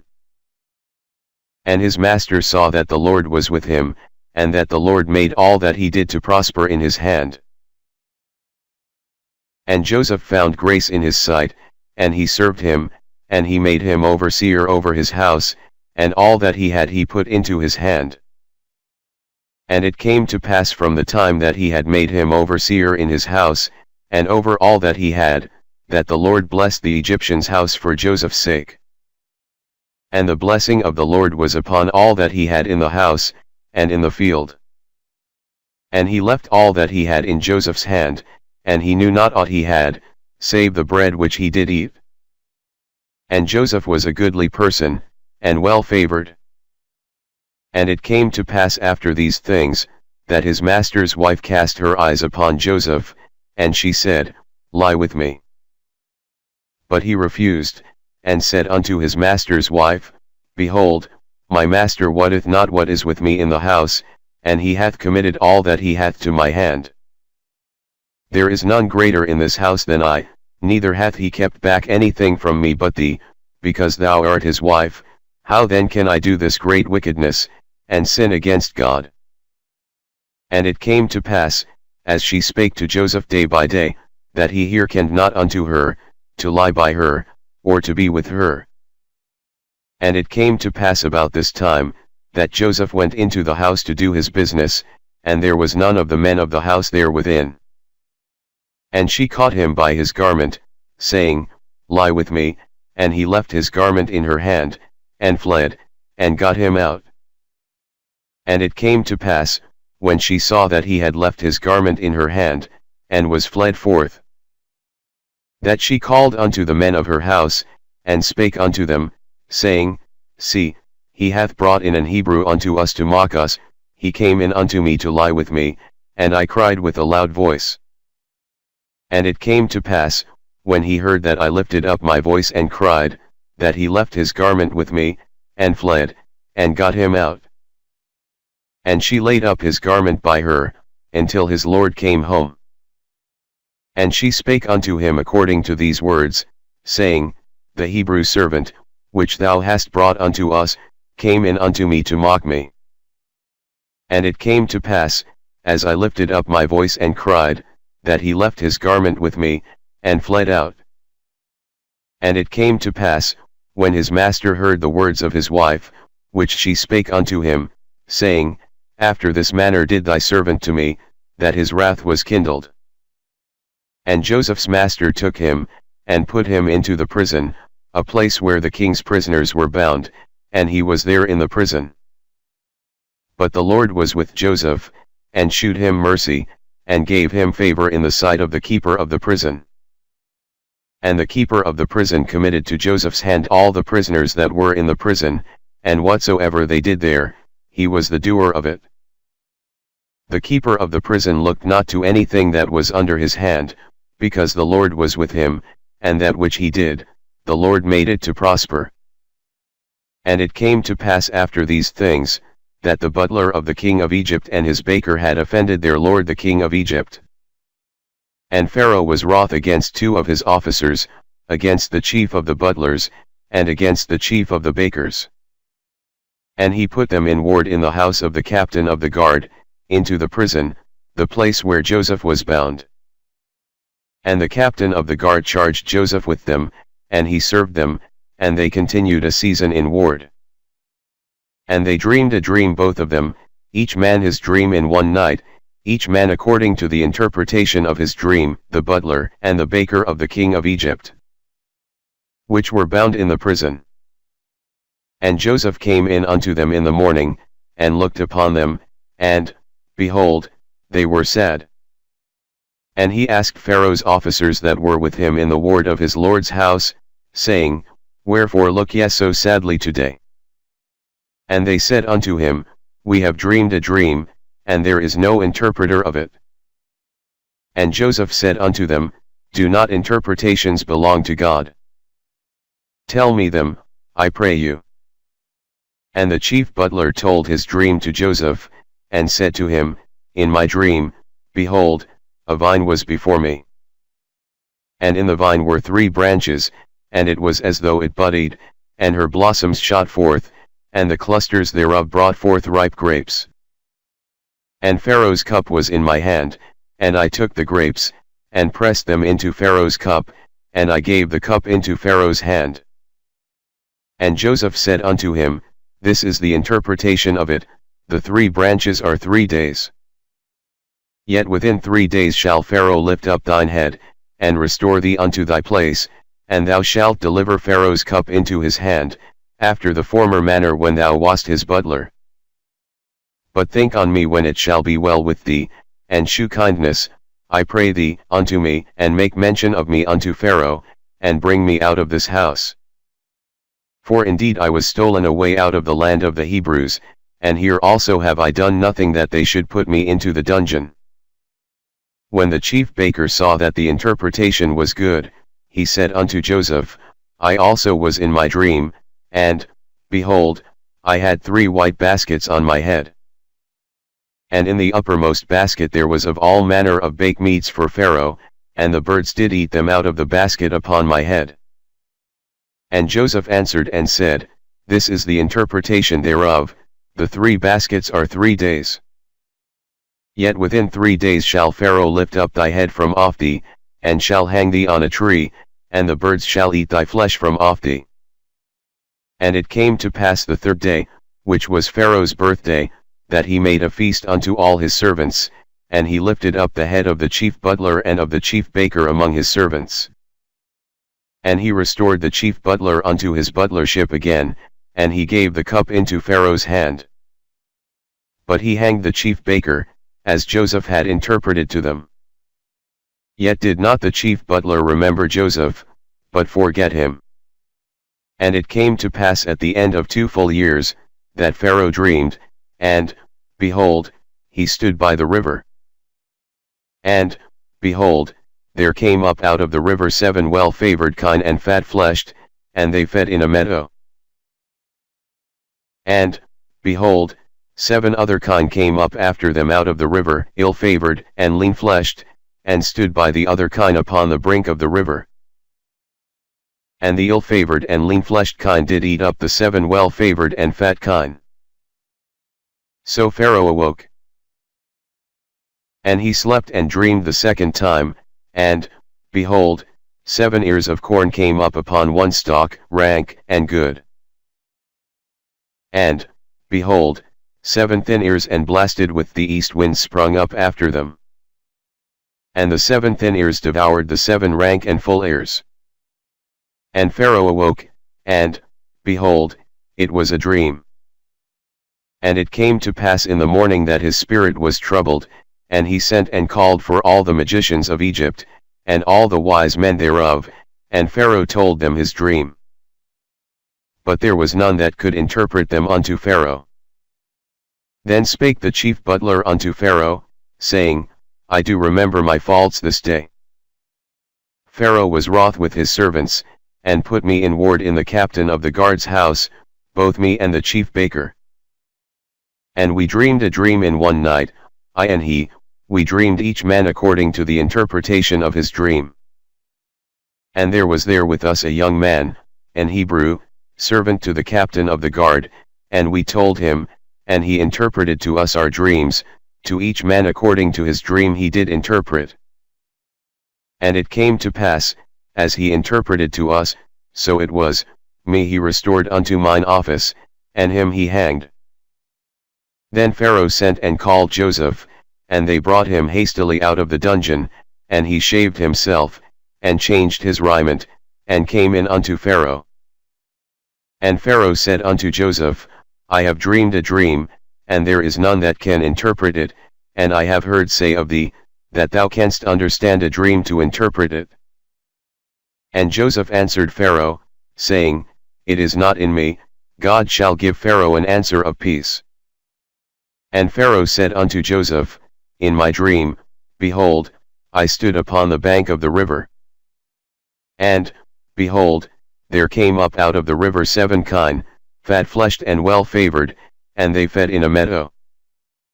And, behold, 7 other kine came up after them, poor and very ill-favored and lean-fleshed, such as I never saw in all the land of Egypt for badness. And the lean and the ill-favored kine did eat up the first 7 fat kine. And when they had eaten them up, it could not be known that they had eaten them, but they were still ill-favored, as at the beginning. So I awoke. And I saw in my dream, and, behold, 7 ears came up in one stalk, full and good. And, behold, 7 ears, withered, thin, and blasted with the east wind, sprung up after them. And the thin ears devoured the 7 good ears, and I told this unto the magicians, but there was none that could declare it to me. And Joseph said unto Pharaoh, The dream of Pharaoh is one, God hath shewed Pharaoh what he is about to do. The 7 good kine are 7 years, and the 7 good ears are 7 years, the dream is one. And the 7 thin and ill-favored kine that came up after them are 7 years, and the 7 empty ears blasted with the east wind shall be 7 years of famine. This is the thing which I have spoken unto Pharaoh, what God is about to do he showeth unto Pharaoh. Behold, there come 7 years of great plenty throughout all the land of Egypt. And there shall arise after them 7 years of famine, and all the plenty shall be forgotten in the land of Egypt, and the famine shall consume the land. And the plenty shall not be known in the land by reason of that famine following, for it shall be very grievous. And for that the dream was doubled unto Pharaoh twice, it is because the thing is established by God, and God will shortly bring it to pass. Now therefore let Pharaoh look out a man discreet and wise, and set him over the land of Egypt. Let Pharaoh do this, and let him appoint officers over the land, and take up the 5th part of the land of Egypt in the 7 plenteous years. And let them gather all the food of those good years that come, and lay up corn under the hand of Pharaoh, and let them keep food in the cities. And that food shall be for store to the land against the 7 years of famine, which shall be in the land of Egypt, that the land perish not through the famine. And the thing was good in the eyes of Pharaoh, and in the eyes of all his servants. And Pharaoh said unto his servants, Can we find such a one as this is, a man in whom the Spirit of God is? And Pharaoh said unto Joseph, Forasmuch as God hath shewed thee all this, there is none so discreet and wise as thou art. Thou shalt be over my house, and according unto thy word shall all my people be ruled, only in the throne will I be greater than thou. And Pharaoh said unto Joseph, See, I have set thee over all the land of Egypt. And Pharaoh took off his ring from his hand, and put it upon Joseph's hand, and arrayed him in vestures of fine linen, and put a gold chain about his neck. And he made him to ride in the 2nd chariot which he had, and they cried before him, Bow the knee, and he made him ruler over all the land of Egypt. And Pharaoh said unto Joseph, I am Pharaoh, and without thee shall no man lift up his hand or foot in all the land of Egypt. And Pharaoh called Joseph's name Zaphnath-Paneah, and he gave him to wife Asenath the daughter of Potiphera priest of On. And Joseph went out over all the land of Egypt. And Joseph was 30 years old when he stood before Pharaoh king of Egypt. And Joseph went out from the presence of Pharaoh, and went throughout all the land of Egypt. And in the 7 plenteous years the earth brought forth by handfuls. And he gathered up all the food of the 7 years, which were in the land of Egypt, and laid up the food in the cities. The food of the field, which was round about every city, laid he up in the same. And Joseph gathered corn as the sand of the sea, very much, until he left numbering, for it was without number. And unto Joseph were born 2 sons before the years of famine came, which Asenath the daughter of Potiphera priest of On bare unto him.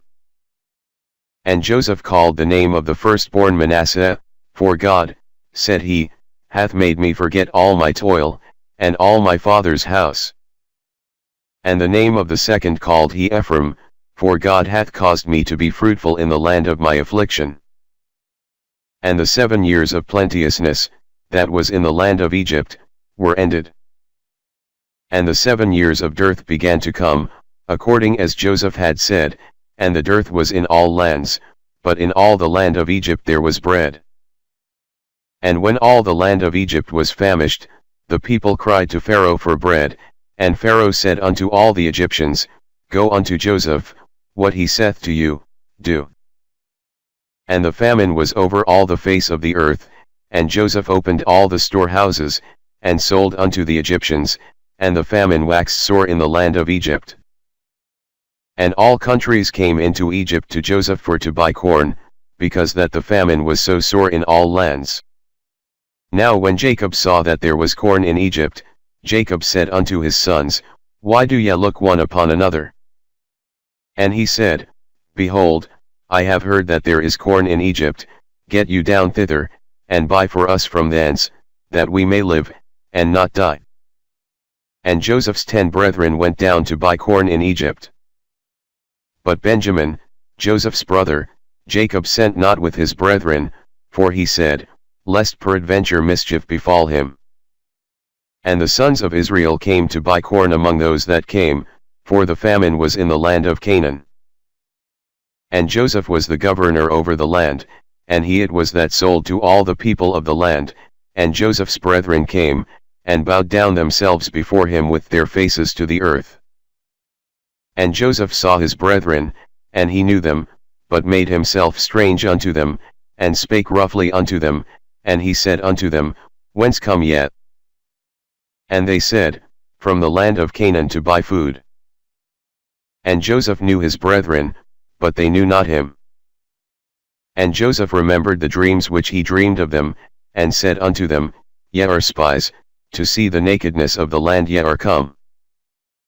And they said unto him, Nay, my lord, but to buy food are thy servants come. We are all one man's sons, we are true men, thy servants are no spies. And he said unto them, Nay, but to see the nakedness of the land ye are come. And they said, Thy servants are 12 brethren, the sons of one man in the land of Canaan, and, behold, the youngest is the stay with our father, and one is not. And Joseph said unto them, That is it that I spake unto you, saying, Ye are spies. Hereby ye shall be proved, by the life of Pharaoh ye shall not go forth hence, except your youngest brother come hither. Send one of you, and let him fetch your brother, and ye shall be kept in prison, that your words may be proved, whether there be any truth in you, or else by the life of Pharaoh surely ye are spies. And he put them all together into ward 3 days. And Joseph said unto them the 3rd day, This do, and live, for I fear God. If ye be true men, let one of your brethren be bound in the house of your prison, go ye, carry corn for the famine of your houses. But bring your youngest brother unto me, so shall your words be verified, and ye shall not die. And they did so. And they said one to another, We are verily guilty concerning our brother, in that we saw the anguish of his soul, when he besought us, and we would not hear, therefore is this distress come upon us.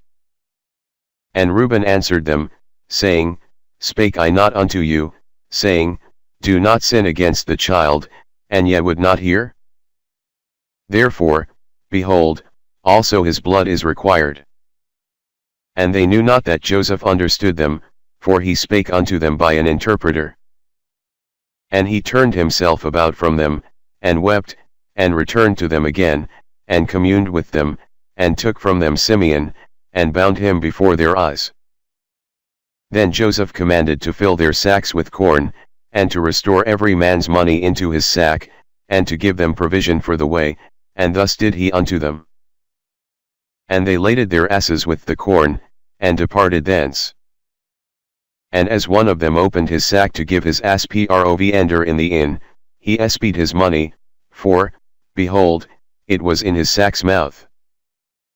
And he said unto his brethren, My money is restored, and, lo, it is even in my sack, and their heart failed them, and they were afraid, saying one to another, What is this that God hath done unto us? And they came unto Jacob their father unto the land of Canaan, and told him all that befell unto them, saying, The man, who is the Lord of the land, spake roughly to us, and took us for spies of the country. And we said unto him, We are true men, we are no spies. We be 12 brethren, sons of our father, one is not, and the youngest is the stay with our father in the land of Canaan. And the man, the Lord of the country, said unto us, Hereby shall I know that ye are true men, leave one of your brethren here with me, and take food for the famine of your households, and be gone. And bring your youngest brother unto me, then shall I know that ye are no spies, but that ye are true men, so will I deliver you your brother, and ye shall traffic in the land. And it came to pass as they emptied their sacks, that, behold, every man's bundle of money was in his sack, and when both they and their father saw the bundles of money, they were afraid. And Jacob their father said unto them, Me have ye bereaved of my children, Joseph is not, and Simeon is not, and ye will take Benjamin away, all these things are against me. And Reuben spake unto his father, saying, Slay my 2 sons, if I bring him not to thee, deliver him into my hand, and I will bring him to thee again. And he said, My son shall not go down with you. For his brother is dead, and he is left alone, if mischief befall him by the way in the which ye go, then shall ye bring down my grey hairs with sorrow to the grave. And the famine was sore in the land. And it came to pass, when they had eaten up the corn which they had brought out of Egypt, their father said unto them, Go again, buy us a little food. And Judah spake unto him, saying, The man did solemnly protest unto us, saying, Ye shall not see my face, except your brother be with you.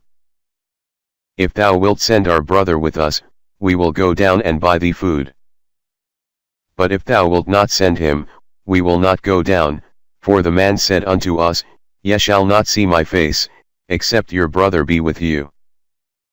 And Israel said, Wherefore dealt ye so ill with me, as to tell the man whether ye had yet a brother? And they said, The man asked us straitly of our state, and of our kindred, saying, Is your father yet alive? Have ye another brother?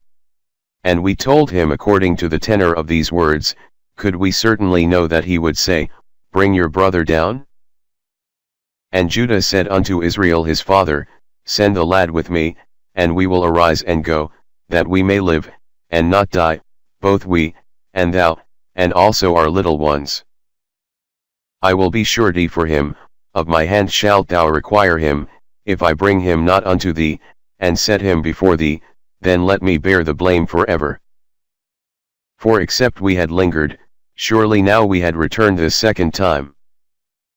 And their father Israel said unto them, If it must be so now, do this. Take of the best fruits in the land in your vessels, and carry down the man a present, a little balm, and a little honey, spices, and myrrh, nuts, and almonds. And take double money in your hand, and the money that was brought again in the mouth of your sacks, carry it again in your hand, peradventure it was an oversight. Take also your brother, and arise, go again unto the man. And God Almighty give you mercy before the man, that he may send away your other brother, and Benjamin. If I be bereaved of my children, I am bereaved. And the men took that present, and they took double money in their hand, and Benjamin, and rose up, and went down to Egypt, and stood before Joseph. And when Joseph saw Benjamin with them, he said to the ruler of his house, Bring these men home, and slay, and make ready, for these men shall dine with me at noon. And the man did as Joseph bade, and the man brought the men into Joseph's house. And the men were afraid, because they were brought into Joseph's house, and they said, Because of the money that was returned in our sacks at the first time are we brought in. That he may seek occasion against us, and fall upon us, and take us for bondmen, and our asses. And they came near to the steward of Joseph's house, and they communed with him at the door of the house. And said, O sir, we came indeed down at the first time to buy food. And it came to pass, when we came to the inn, that we opened our sacks, and, behold, every man's money was in the mouth of his sack, our money in full weight. And we have brought it again in our hand. And other money have we brought down in our hands to buy food, we cannot tell who put our money in our sacks. And he said, Peace be to you, fear not, your God, and the God of your father, hath given you treasure in your sacks, I had your money. And he brought Simeon out unto them. And the man brought the men into Joseph's house, and gave them water, and they washed their feet, and he gave their asses provender. And they made ready the present against Joseph came at noon, for they heard that they should eat bread there. And when Joseph came home, they brought him the present which was in their hand into the house, and bowed themselves to him to the earth. And he asked them of their welfare, and said, Is your father well, the old man of whom ye spake? Is he yet alive? And they answered, Thy servant our father is in good health, he is yet alive. And they bowed down their heads, and made obeisance. And he lifted up his eyes, and saw his brother Benjamin, his mother's son, and said, Is this your younger brother, of whom ye spake unto me? And he said, God be gracious unto thee, my son. And Joseph made haste, for his bowels did yearn upon his brother, and he sought where to weep, and he entered into his chamber, and wept there. And he washed his face, and went out, and refrained himself, and said, Set on bread. And they set on for him by himself, and for them by themselves, and for the Egyptians, which did eat with him, by themselves, because the Egyptians might not eat bread with the Hebrews. For that is an abomination unto the Egyptians. And they sat before him, the firstborn according to his birthright, and the youngest according to his youth, and the men marveled one at another. And he took and sent messes unto them from before him, but Benjamin's mess was 5 times so much as any of theirs. And they drank, and were merry with him. And he commanded the steward of his house, saying, Fill the men's sacks with food, as much as they can carry, and put every man's money in his sack's mouth. And put my cup, the silver cup, in the sack's mouth of the youngest, and his corn money. And he did according to the word that Joseph had spoken. As soon as the morning was light, the men were sent away, they and their asses. And when they were gone out of the city, and not yet far off, Joseph said unto his steward, Up, follow after the men.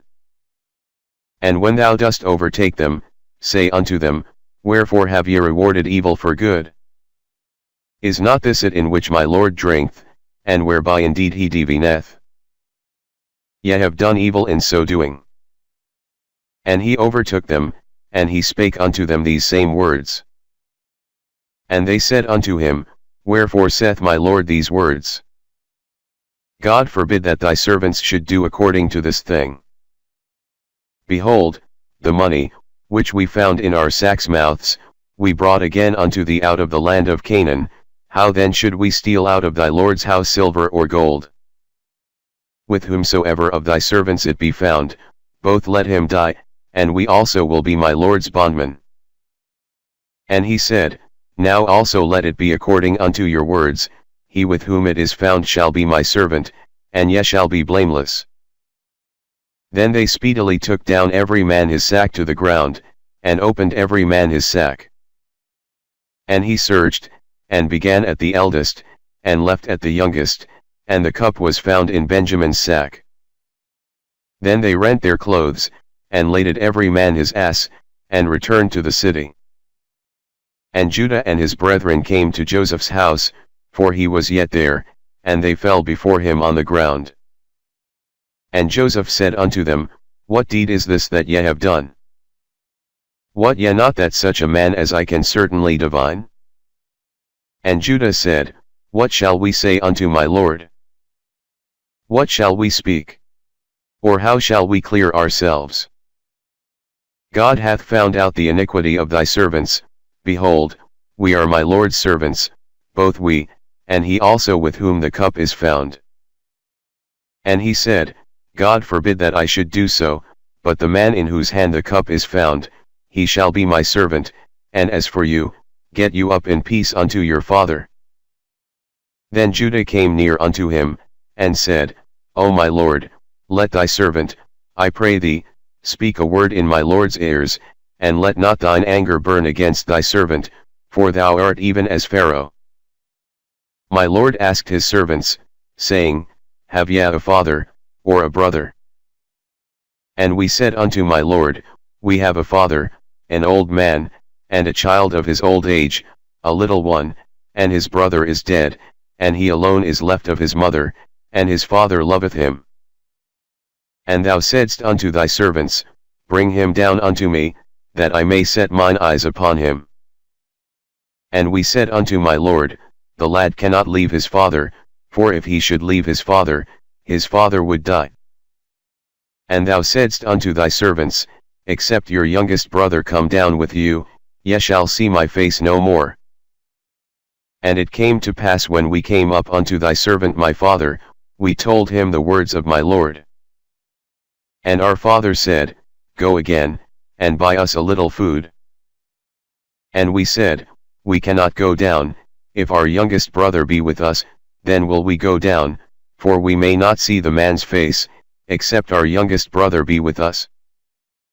And thy servant my father said unto us, Ye know that my wife bare me 2 sons.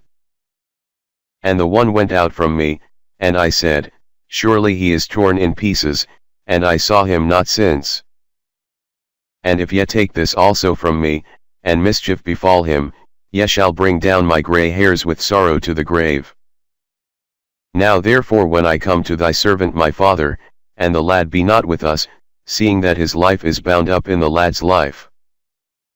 It shall come to pass, when he seeth that the lad is not with us, that he will die, and thy servants shall bring down the grey hairs of thy servant our father with sorrow to the grave. For thy servant became surety for the lad unto my father, saying, If I bring him not unto thee, then I shall bear the blame to my father forever. Now therefore, I pray thee, let thy servant abide instead of the lad a bondman to my lord, and let the lad go up with his brethren. For how shall I go up to my father, and the lad be not with me? Lest peradventure I see the evil that shall come on my father. Then Joseph could not refrain himself before all them that stood by him, and he cried, Cause every man to go out from me. And there stood no man with him, while Joseph made himself known unto his brethren. And he wept aloud, and the Egyptians and the house of Pharaoh heard. And Joseph said unto his brethren, I am Joseph, doth my father yet live? And his brethren could not answer him, for they were troubled at his presence. And Joseph said unto his brethren, Come near to me, I pray you. And they came near. And he said, I am Joseph your brother, whom ye sold into Egypt. Now therefore be not grieved, nor angry with yourselves, that ye sold me hither, for God did send me before you to preserve life. For these 2 years hath the famine been in the land, and yet there are 5 years, in the which there shall neither be earing nor harvest. And God sent me before you to preserve you a posterity in the earth, and to save your lives by a great deliverance. So now it was not you that sent me hither, but God, and he hath made me a father to Pharaoh, and lord of all his house, and a ruler throughout all the land of Egypt. Haste ye, and go up to my father, and say unto him, Thus saith thy son Joseph, God hath made me lord of all Egypt, come down unto me, tarry not. And thou shalt dwell in the land of Goshen, and thou shalt be near unto me, thou and thy children, and thy children's children, and thy flocks, and thy herds, and all that thou hast. And there will I nourish thee, for yet there are 5 years of famine, lest thou, and thy household, and all that thou hast, come to poverty.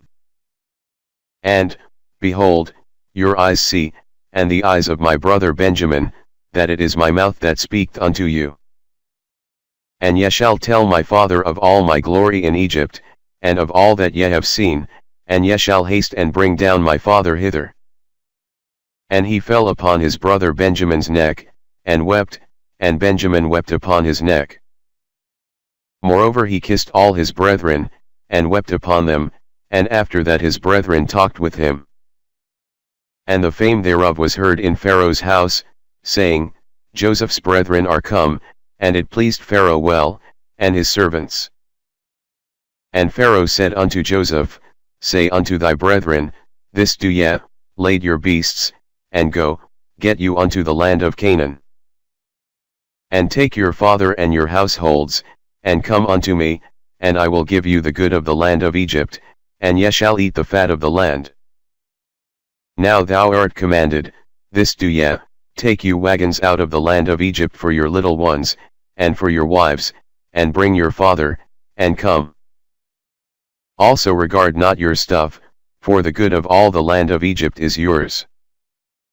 And the children of Israel did so, and Joseph gave them wagons, according to the commandment of Pharaoh, and gave them provision for the way. To all of them he gave each man changes of raiment, but to Benjamin he gave 300 pieces of silver, and 5 changes of raiment. And to his father he sent after this manner, 10 asses laden with the good things of Egypt, and 10 she-asses laden with corn and bread and meat for his father by the way. So he sent his brethren away, and they departed, and he said unto them, See that ye fall not out by the way. And they went up out of Egypt, and came into the land of Canaan unto Jacob their father. And told him, saying, Joseph is yet alive, and he is governor over all the land of Egypt. And Jacob's heart fainted, for he believed them not. And they told him all the words of Joseph, which he had said unto them, and when he saw the wagons which Joseph had sent to carry him, the spirit of Jacob their father revived. And Israel said, It is enough, Joseph my son is yet alive, I will go and see him before I die. And Israel took his journey with all that he had, and came to Beersheba, and offered sacrifices unto the God of his father Isaac. And God spake unto Israel in the visions of the night, and said, Jacob, Jacob. And he said, Here am I. And he said, I am God, the God of thy father, fear not to go down into Egypt, for I will there make of thee a great nation. I will go down with thee into Egypt, and I will also surely bring thee up again, and Joseph shall put his hand upon thine eyes. And Jacob rose up from Beersheba, and the sons of Israel carried Jacob their father, and their little ones, and their wives, in the wagons which Pharaoh had sent to carry him. And they took their cattle, and their goods, which they had gotten in the land of Canaan, and came into Egypt, Jacob and all his seed with him. His sons, and his sons' sons with him, his daughters, and his sons' daughters, and all his seed brought he with him into Egypt. And these are the names of the children of Israel, which came into Egypt, Jacob and his sons, Reuben, Jacob's firstborn. And the sons of Reuben, Hanok, and Phallu, and Hezron, and Carmi. And the sons of Simeon, Jemuel, and Jamin, and Ahad, and Jachin, and Zohar, and Shaul the son of a Canaanitish woman. And the sons of Levi, Gershon, Kohat, and Merari. And the sons of Judah, Er, and Onan, and Shelah, and Phareh, and Zerah, but Er and Onan died in the land of Canaan. And the sons of Phareh were Hezron and Hamel. And the sons of Issachar, Tola, and Phuvah, and Job, and Shimron. And the sons of Zebulun, Sered, and Elon, and Yaliel. These be the sons of Leah, which she bare unto Jacob in Padanaram, with his daughter Dinah. All the souls of his sons and his daughters were 33. And the sons of Gad, Ziphion, and Haggai, Shani, and Esban, Eri, and Arodi, and Areli.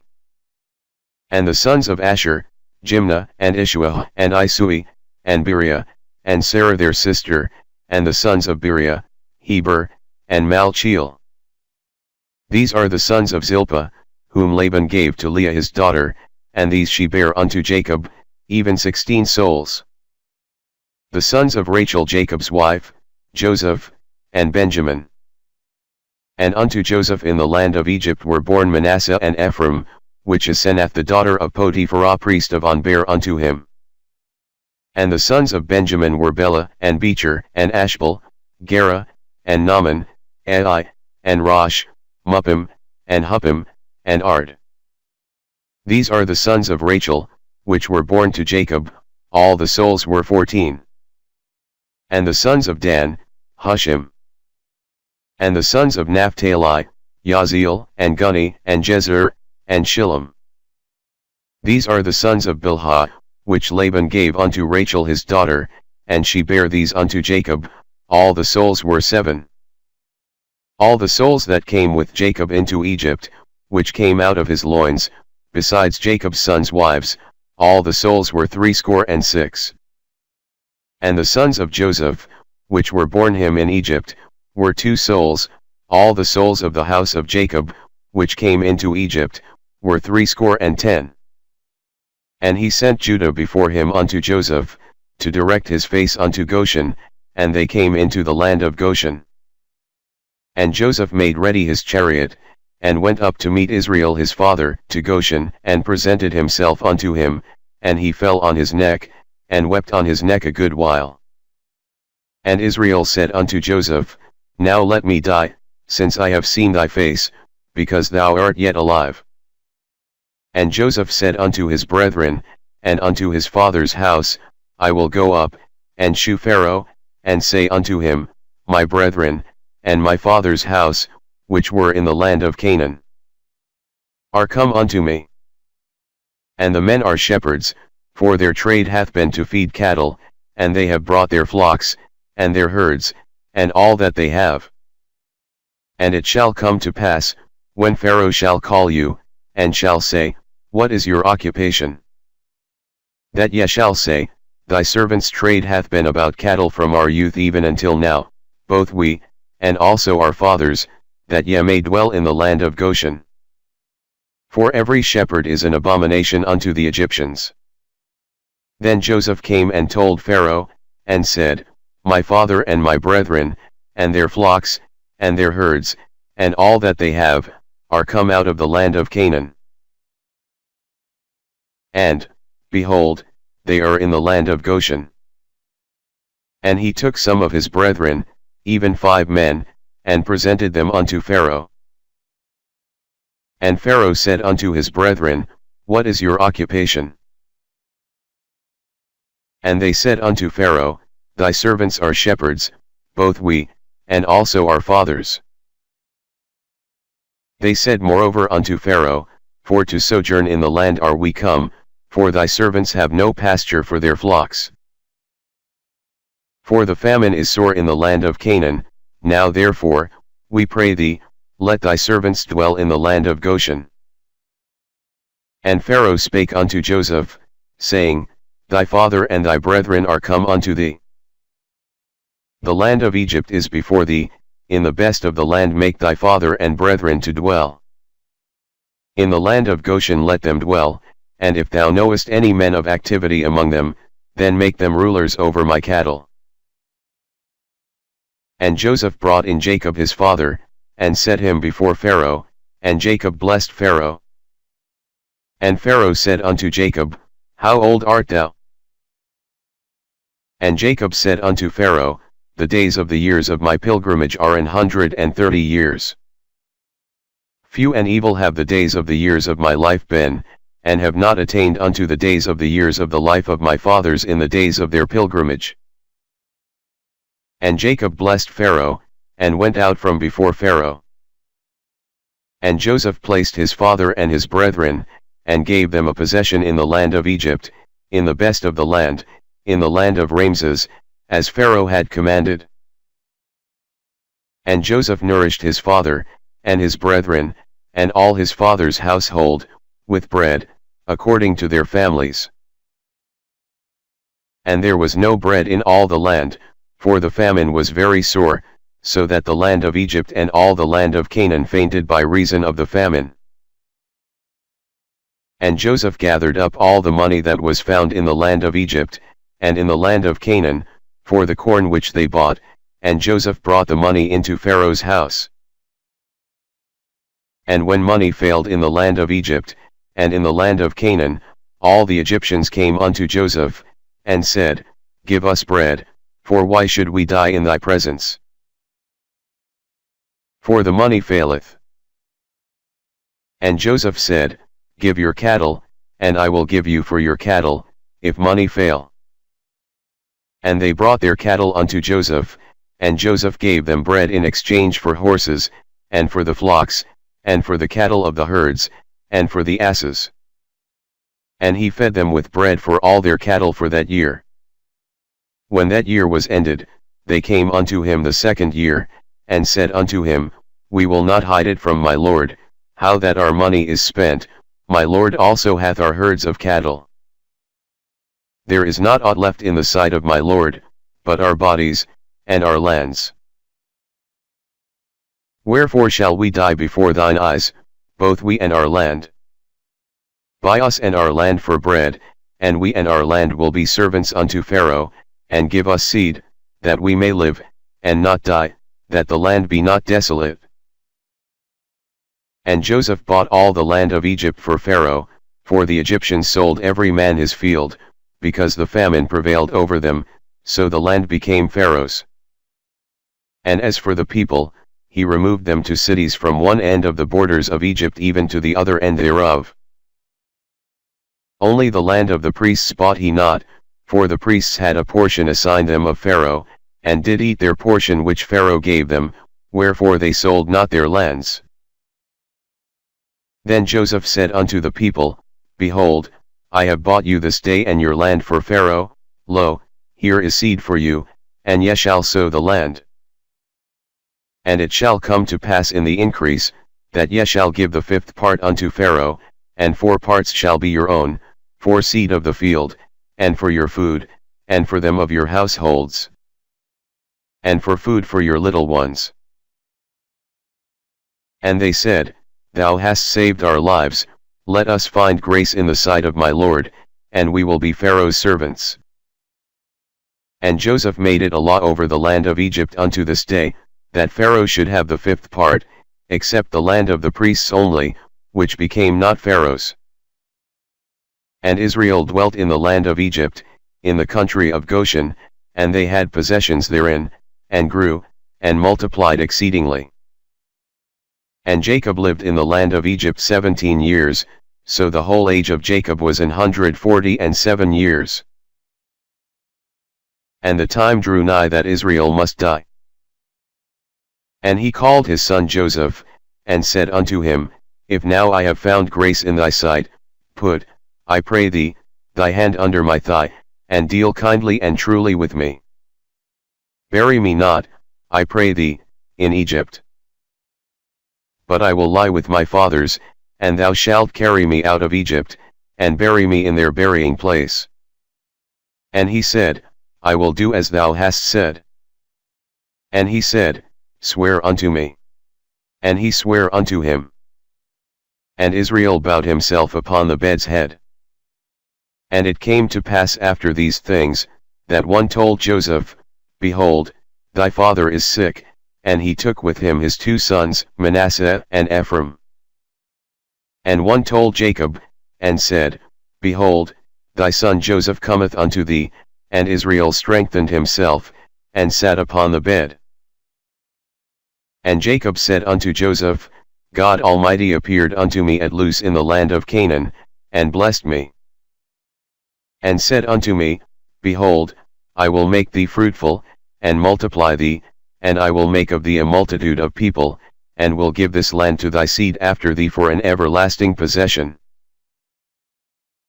And now thy 2 sons, Ephraim and Manasseh, which were born unto thee in the land of Egypt before I came unto thee into Egypt, are mine, as Reuben and Simeon, they shall be mine.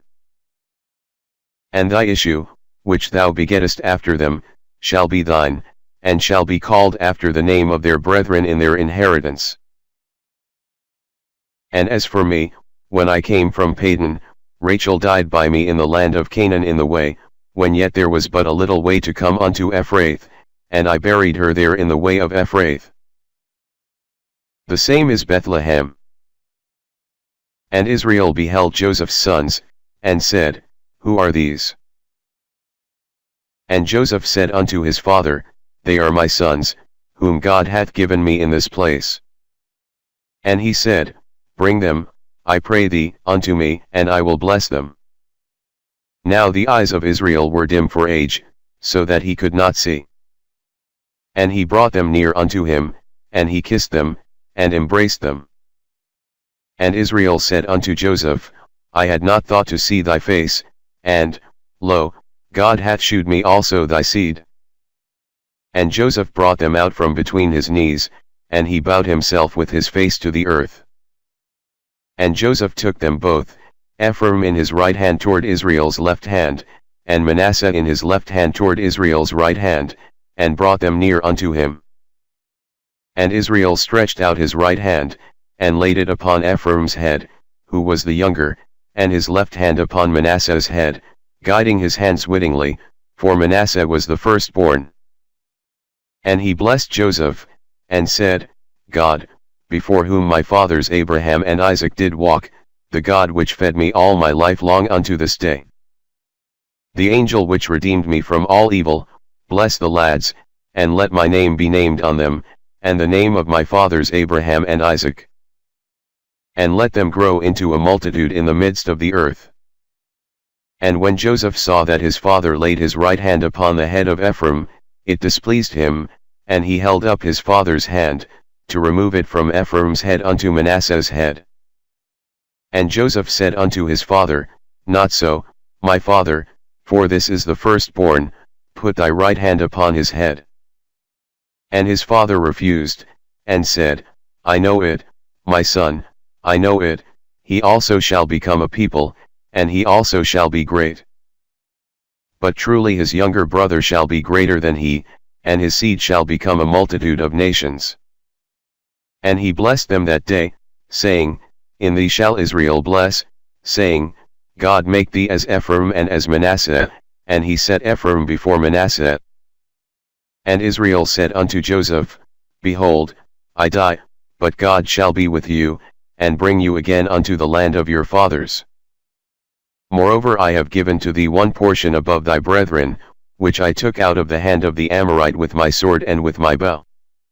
And Jacob called unto his sons, and said, Gather yourselves together, that I may tell you that which shall befall you in the last days.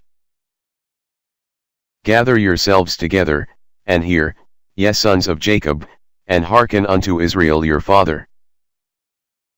Reuben, thou art my firstborn, my might, and the beginning of my strength, the excellency of dignity, and the excellency of power. Unstable as water, thou shalt not excel, because thou wentest up to thy father's bed, then defiledst thou it, he went up to my couch. Simeon and Levi are brethren, instruments of cruelty are in their habitations. O my soul, come not thou into their secret, unto their assembly, mine honor, be not thou united, for in their anger they slew a man, and in their self-will they digged down a wall. Cursed be their anger, for it was fierce, and their wrath, for it was cruel, I will divide them in Jacob, and scatter them in Israel. Judah, thou art he whom thy brethren shall praise, thy hand shall be in the neck of thine enemies, thy father's children shall bow down before thee. Judah is a lion's whelp, from the prey, my son, thou art gone up, he stooped down, he couched as a lion, and as an old lion, who shall rouse him up? The scepter shall not depart from Judah, nor a lawgiver from between his feet, until Shiloh come, and unto him shall the gathering of the people be. Binding his foal unto the vine, and his asses colt unto the choice vine, he washed his garments in wine, and his clothes in the blood of grapes.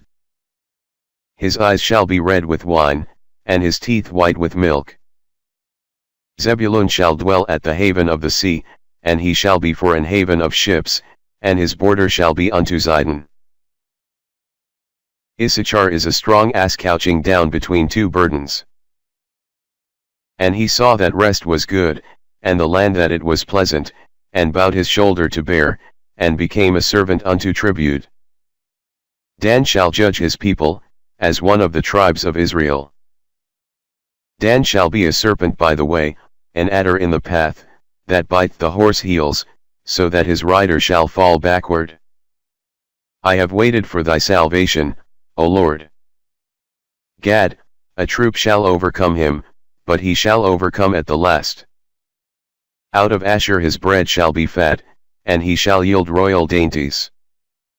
Naphtali is a hind let loose, he giveth goodly words. Joseph is a fruitful bough, even a fruitful bough by a well, whose branches run over the wall. The archers have sorely grieved him, and shot at him, and hated him. But his bow abode in strength, and the arms of his hands were made strong by the hands of the mighty God of Jacob, from thence is the shepherd, the stone of Israel. Even by the God of thy father, who shall help thee? And by the Almighty, who shall bless thee with blessings of heaven above, blessings of the deep that layeth under, blessings of the breasts, and of the womb. The blessings of thy father have prevailed above the blessings of my progenitors unto the utmost bound of the everlasting hills. They shall be on the head of Joseph, and on the crown of the head of him that was separate from his brethren. Benjamin shall raven as a wolf, in the morning he shall devour the prey, and at night he shall divide the spoil. All these are the 12 tribes of Israel, and this is it that their father spake unto them, and blessed them, every one according to his blessing he blessed them. And he charged them, and said unto them, I am to be gathered unto my people, bury me with my fathers in the cave that is in the field of Ephron the Hittite. In the cave that is in the field of Machpelah, which is before Mamre, in the land of Canaan, which Abraham bought with the field of Ephron the Hittite for a possession of a burying place. There they buried Abraham and Sarah his wife, there they buried Isaac and Rebekah his wife, and there I buried Leah. The purchase of the field and of the cave that is therein was from the children of Heth. And when Jacob had made an end of commanding his sons, he gathered up his feet into the bed, and yielded up the ghost, and was gathered unto his people. And Joseph fell upon his father's face, and wept upon him, and kissed him. And Joseph commanded his servants the physicians to embalm his father, and the physicians embalmed Israel. And 40 days were fulfilled for him, for so are fulfilled the days of those which are embalmed, and the Egyptians mourned for him 60 days. And when the days of his mourning were past, Joseph spake unto the house of Pharaoh, saying, If now I have found grace in your eyes, speak, I pray you, in the ears of Pharaoh, saying, My father made me swear, saying, Lo, I die, in my grave which I have digged for me in the land of Canaan, there shalt thou bury me. Now therefore let me go up, I pray thee, and bury my father, and I will come again. And Pharaoh said, Go up, and bury thy father, according as he made thee swear. And Joseph went up to bury his father, and with him went up all the servants of Pharaoh, the elders of his house, and all the elders of the land of Egypt. And all the house of Joseph, and his brethren, and his father's house, only their little ones, and their flocks, and their herds, they left in the land of Goshen. And there went up with him both chariots and horsemen, and it was a very great company. And they came to the threshing floor of Atad, which is beyond Jordan, and there they mourned with a great and very sore lamentation, and he made a mourning for his father 7 days. And when the inhabitants of the land, the Canaanites, saw the mourning in the floor of Atad, they said, This is a grievous mourning to the Egyptians. Wherefore the name of it was called Abel Mizraim, which is beyond Jordan. And his sons did unto him according as he commanded them. For his sons carried him into the land of Canaan, and buried him in the cave of the field of Machpelah, which Abraham bought with the field for a possession of a burying place of Ephron the Hittite. Before Mamre.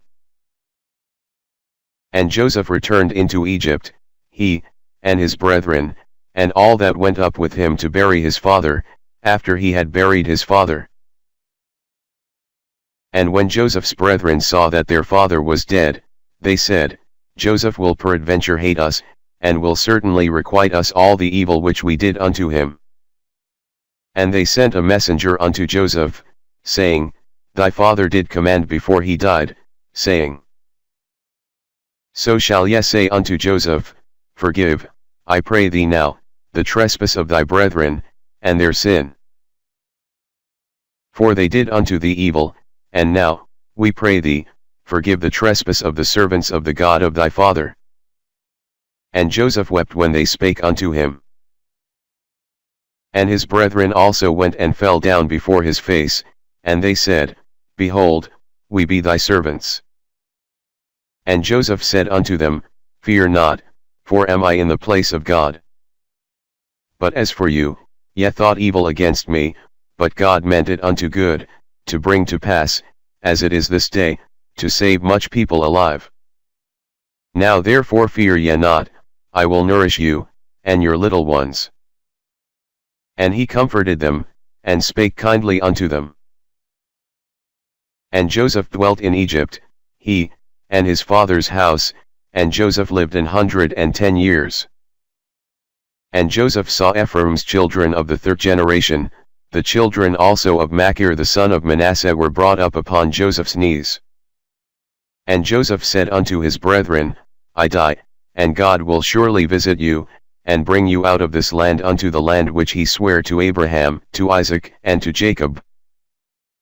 And Joseph took an oath of the children of Israel, saying, God will surely visit you, and ye shall carry up my bones from hence.